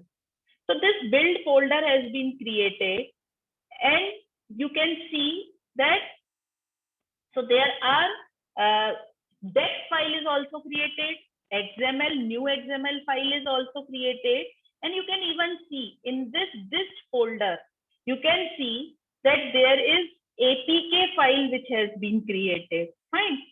So this is a new APK file which has been repackaged. So now as a malware writer, I can sign this application and I can upload this application to third party. Right? So now coming to other tools, that is, so this is how we are getting this Mali tool through the help of APK tool. Now there is one more tool, that is dex to jar. So we have a dex file. We can get the jar file from this, and we can go get the jar kind of file from this APK file. Right? So these commands are very simple. So you can see that, okay, fine. Again, it is saying me that I have this file already available. So let us remove this file. So you can see a jar file has been created. Now you can use any of the, there are number of jar file viewers are available. And you can use those jar viewers to see this jar file like JDGUI. You can load this jar file with the help of JDGUI, and you can even get the almost same code that is in the original Java files, only the change of the variable name occurs or maybe function name, but the concept remains same. So when I load this jar file, I can see the meta-inf folder, I can see this test folder and other things I can view. Fine. Now coming to the AndroGuard. AndroGuard is very famous tool. This is Python-based tool. And continuously the community of AndroGuard is improving this AndroGuard, and they are adding a large number of functionalities to AndroGuard. So it can transform all the resource files, XML files of any application and convert them to the readable format. Even it can perform all the control flow analysis, call graph generation. Even there are some modules in AndroGuard which can perform some kind of dynamic analysis. We can generate the control flow graphs in various formats. We can check the risk of any application. We can check the similarity between two different applications. Fine. So AndroGuard is a widely used tool nowadays. So you can see that. So AndroGuard can be installed from the apt-get, or you can completely get the folder of AndroGuard. Like there are two ways to do the AndroGuard analysis. So you can see that here I have downloaded one folder of AndroGuard that is having all Python files, or I can also do this with the command line also. I can install it as an integrated tool also. So when I do the AndroGuard and analyze, this IPython shell is coming and it is saying me what you want to analyze, or I can give any command for performing analysis of this application. So there are different modules are available. I can import different modules, like I want to analyze this application. So I have to import this analyze APK from the AndroGuard.mist. Then I can get, so now I can do, so I can perform, fine.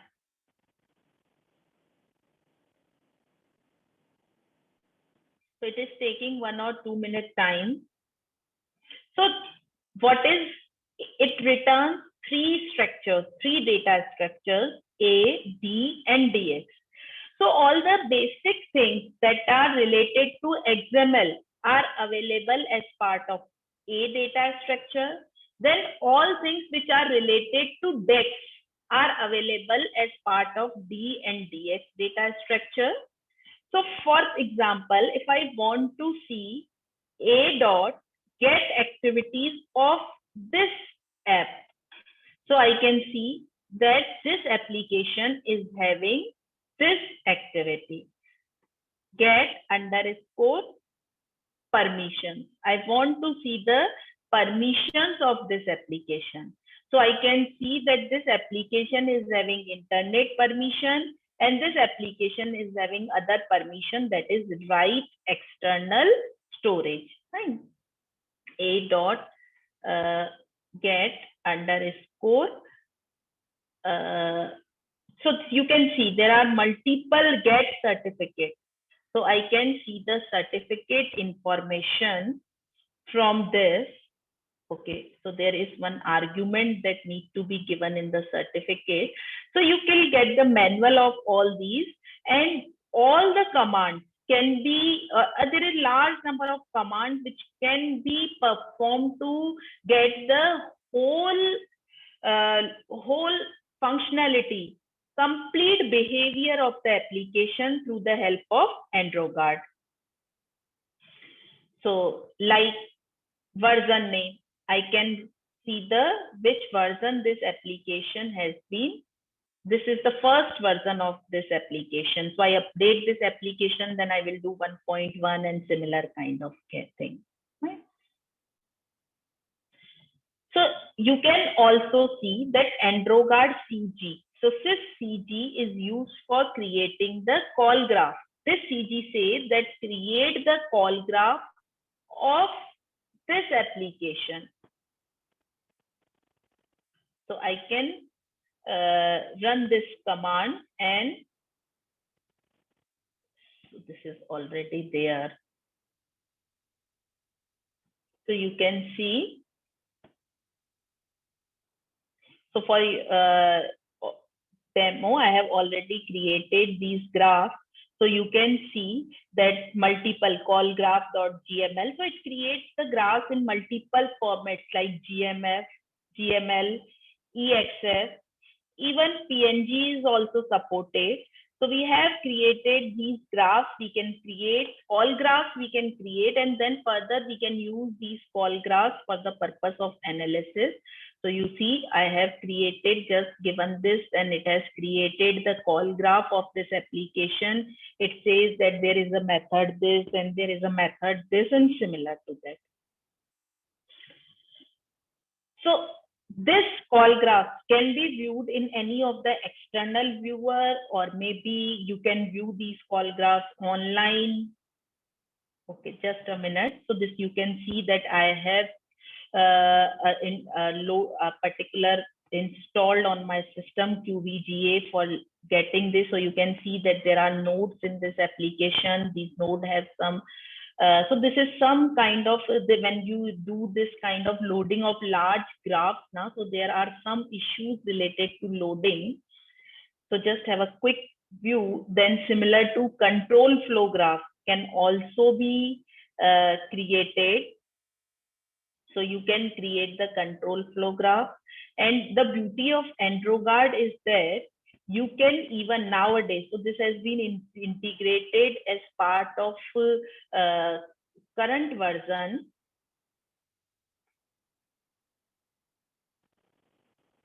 So coming to the terminal.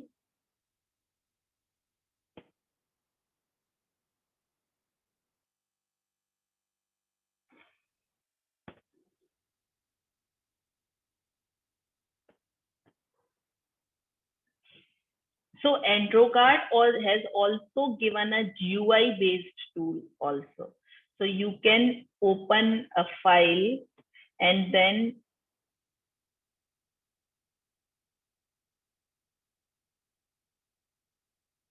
so it takes some time for loading the application. See, this application has been loaded. So it says that this application is having this classes. So you can see this thing. So I can view only the APIs of this application. So I can see that these are the all APIs of this particular app. I can see only the methods of this. So it shows me that these are the methods of this application. Similarly, resources. So it says that these are the resources of this application. Fine. So I can, so AndroGuard GUI tool has also been released now. So this is see what all are resources, the ID of those resources, the value of those resources.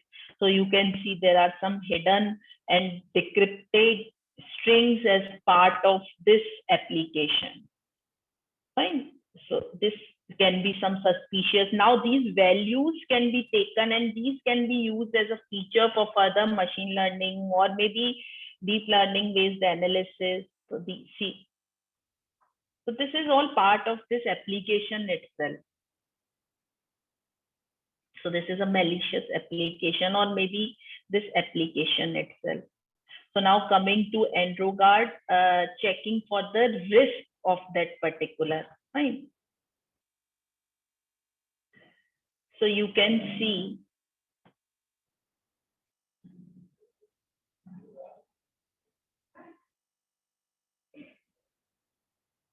so I think we can close this terminal and this graph.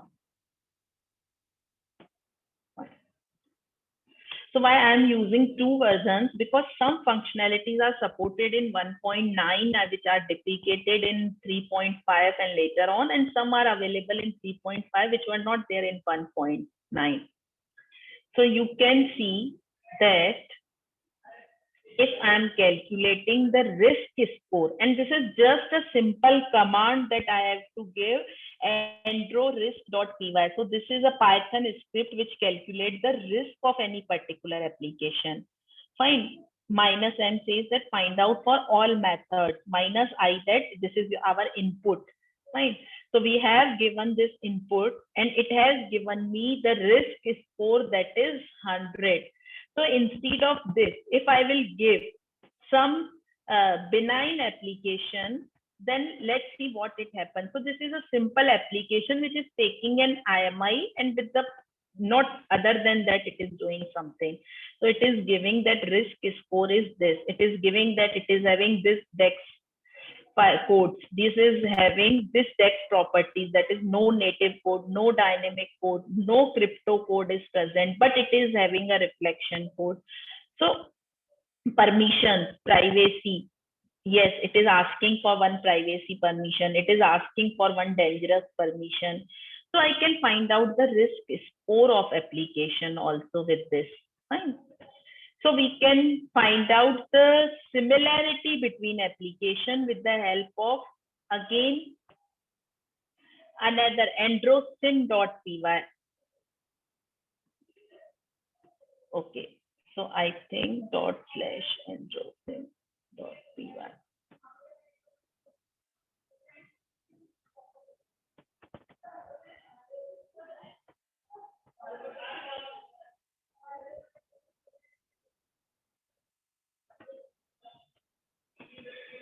So similarly, with this, we can check that it will give me the similarity score between these applications. So that is also, you can use this, maybe some problem as of now in this command. So it also gives us the similarity between two applications. Fine, okay. So we forgot to write that this is our input. Fine. So there, this file is, I think, missing.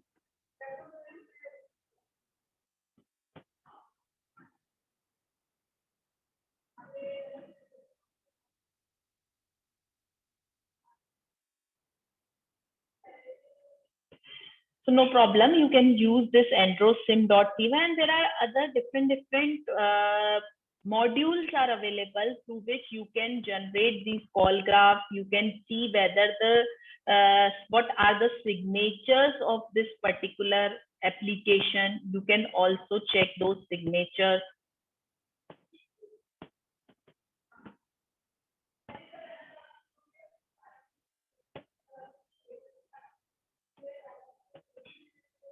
See, it is giving the certificate details. So this is the SHA-1 of that. This is the SHA-256. So all these details are also given. So you can get those things also. So now the next important tool that is there is the FlowDroid is again a tool which is, just a minute. So let me show you the video of FlowDroid so that we can see. So this FlowDroid is Java-based tool. So it says us what are the different sources in this application, what are the sinks in this application, what are the different leaks in this application. So if this application is having 3 sources, 1 sink, it is giving us this detail. No result found, it means there is no path available between the sources and sinks in this application. So let us run some other application and see its result. So this is intermediate suit. This is FlowDroid based on the suit. So you can see that. Fine. So let us come to results. Yes. So you can see that it is saying that there are 3 sources, 1 sink is there, and there is a flow, found a flow to sink. You can read this line, found a flow to a sink, send text message. So it sends a text message. This is sending a text message from, so it is saying from the following sources. Which sources?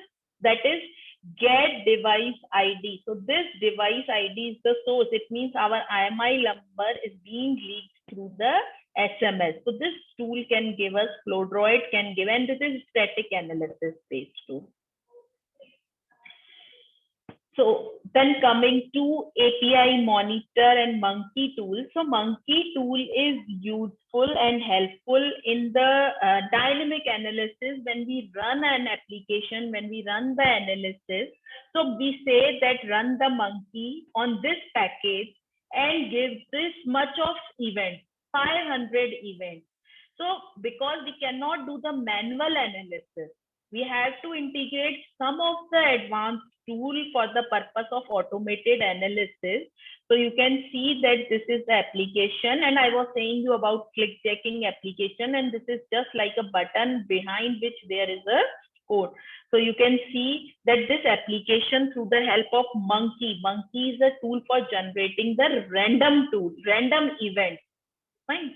API monitor, we can use that if I want to monitor the APIs of an application when it runs, then I can use the API monitor.py script.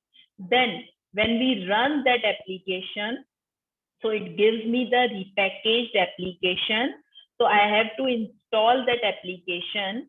And when I run that application, I have to see through the ADB logcat.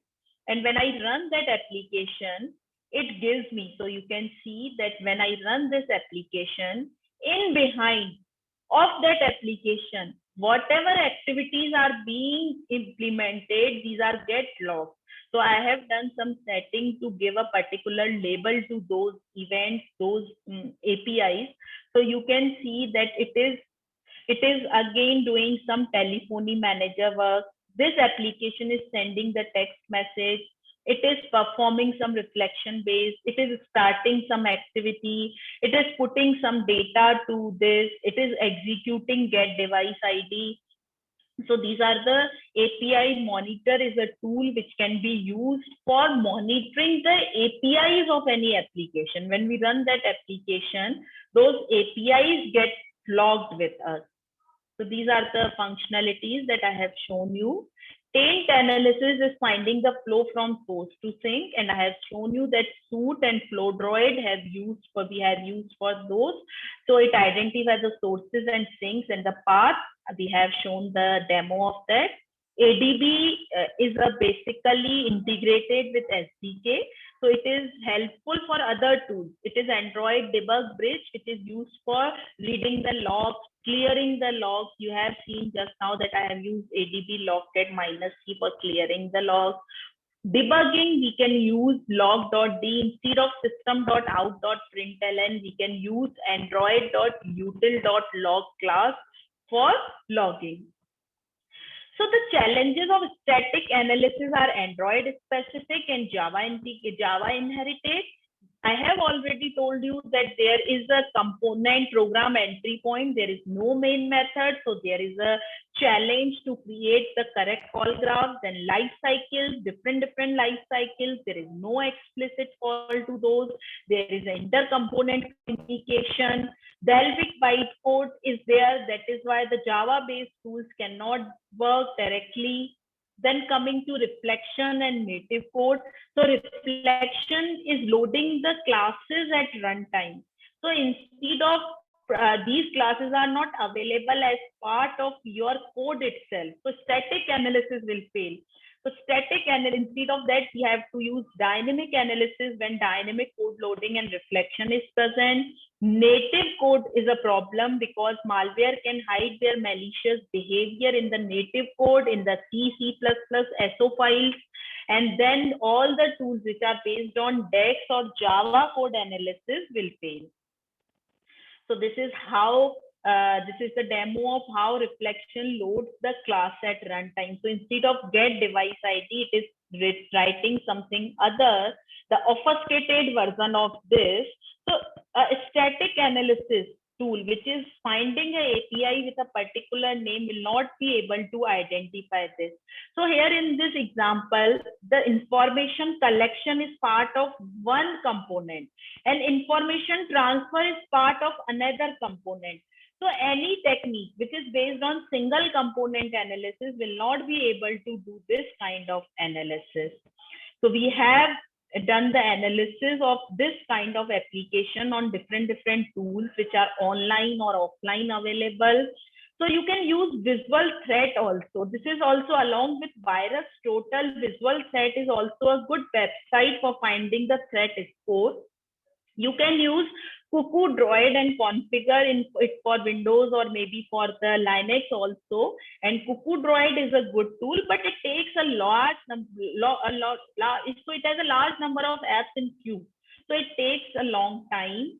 So this is NVISO AppScan is an online tool, which is also again a good online service through which you can see. These other are the tools which can be installed on the system. But again, when there is a dynamic code loading, there is a reflection, these tools even fail because these are the static analysis tools and they fail to analyze the application. They give the risk score very low. You can see it is out of 100, it is giving only 19. But as we are sure that the application that we analyze is 100% malicious application. So native code, you can see, I just need to load a library of native code with the help of NDK, and then this C function will be called, and this C function can interact with the hardware. All C functions are available to interact with the hardware, your camera, your GPS, and accessing all the things. So to avoid these challenges, dynamic analysis is preferred and it executes the application. It monitors the system calls and dynamic API calls. So there are some tools like API Monitor. I just shown you that I can run the application and I can see the logs, what this application is doing. Monkey we can use for performing automated analysis. Ltrace and Ltrace we can use for finding the system calls, and similarly Droidbox. So these are some relevant repositories: Droidbench, Drabin, CIC, then Mel Genome, Virus Total, Virus Share, Contagionitum. So these are the main repositories which you can use for the purpose of research. So this is the Android Plaguard is an advanced recent repository that I have found. Then Mendeley data is available. Then some Android application dataset for malware detection. I have given this link also. Then Qualcomm 2016 has released its own dataset. You can use that dataset. So now what are the challenges for dynamic? So the main challenge is anti-emulation. So what a malware can do, it can see, it can check that I am running in an emulator or virtual machine, and it can hide that behavior. It can hide the behavior, malicious behavior, and only perform the simple behavior. So many families are available in Android malware which perform the anti-emulation. So efficient UI exploration. If we do manual analysis, then there is no problem. But if we do the automated analysis, looking at the large number of applications, we can see that there is we need to design an intelligent monkey instead of a simple monkey. We need to design an intelligent monkey, which is still as of now not available. Then native code analysis, scalability, because there are large number of applications. We saw that the application are in billions. We have to run multiple emulators. Code coverage. In the dynamic analysis, code coverage is very limited. Even the best research tools have shown the code coverage up to 60%. It means if I am running a malicious application, I can see only the 60% of its malicious APIs, not full. So Pincer, BGServe, and server board, these are the families which are checking for the presence of emulators. Then app collusion is again a challenge for both single app and multi-app, single app, static and dynamic analysis, because it needs in this two applications communicate with each other and interact with each other to perform the malicious task. So how we can summarize this thing, that there is a increased popularity of Android devices and the monetary benefits which attract the malware developers. Static and dynamic analysis based approaches are proposed by academia and industries. Advanced malware include, they try to overcome these static techniques and they try to hinder these static analysis. So these are reflection, encryption, collusion, DCL, native code. They hide the control flow. They obstruct the taint propagation.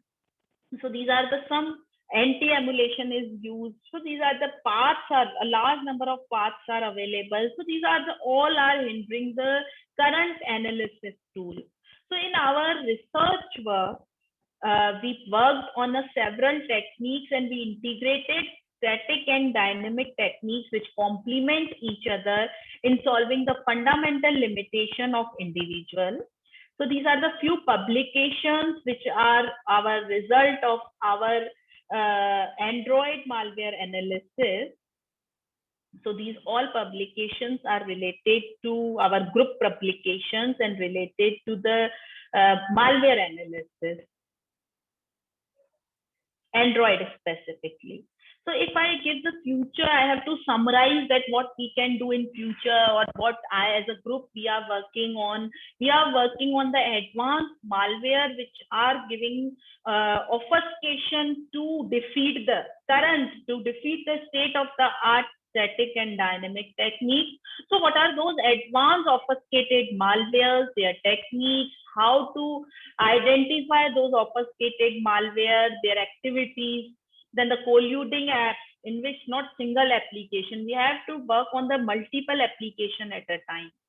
Then this is again very important direction for all the people which are working in the research, that we have to improve the artifacts, because all the data sets and benchmark I have shown you, these are now became the old.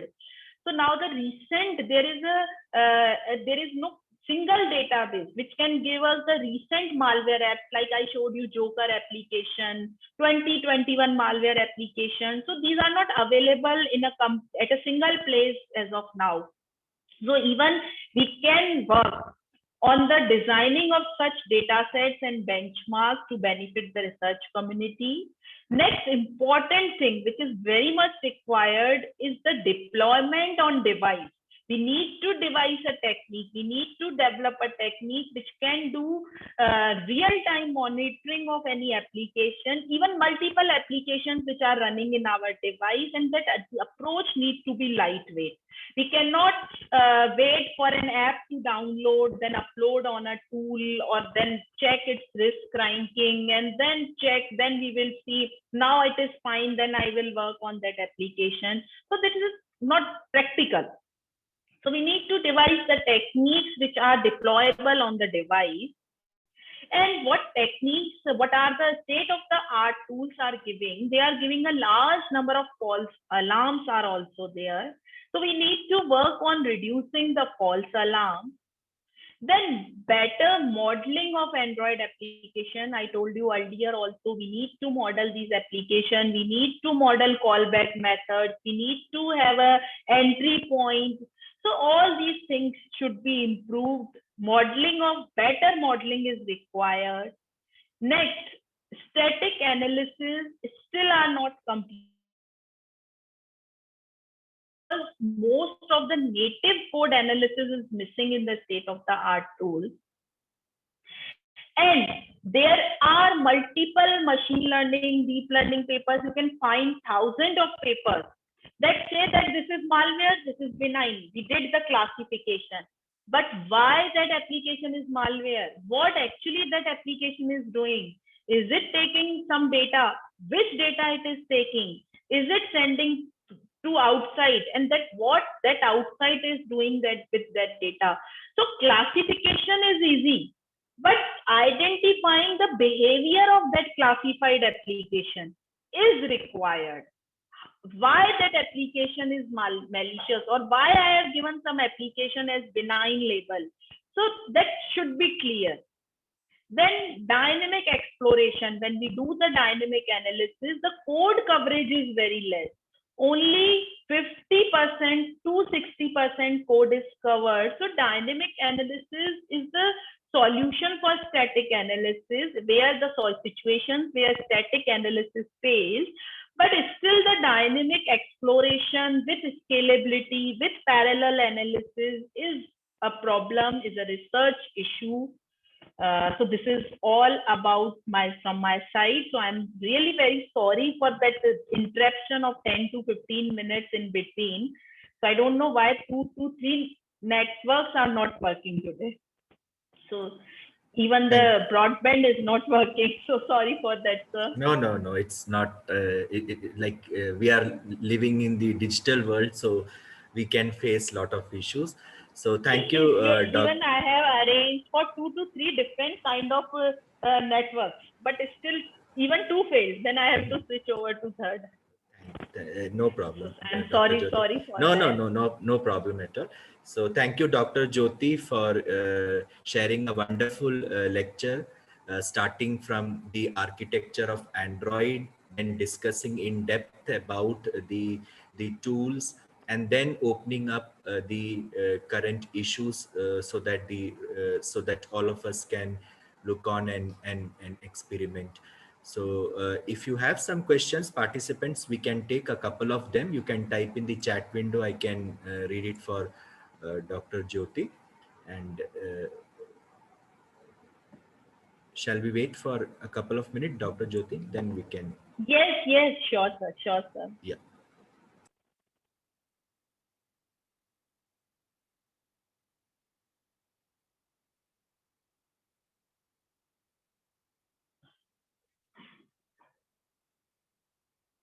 If there are any questions, I request participants to kindly type in the chat window.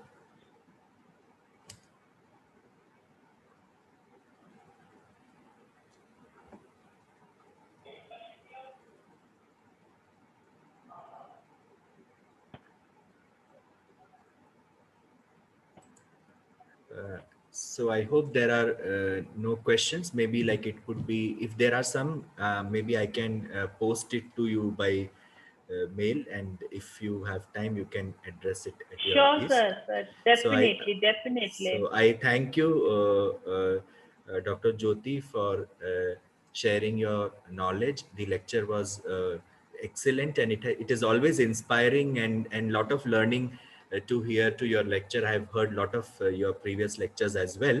So I thank you on behalf of the faculty members, students and scholars from Department of Computer Applications, Cochin University of Science and Technology, and all participants present online now. So thanks for the wonderful lecture. We hope to meet you soon, and also we are open to the collaboration. thank you. And Sure, sir. I know you are very busy and holding. No, actually, So thank you today so is much. we are preparing for NBA visit in August. That Okay, has been okay. shifted now. So today we have all the meetings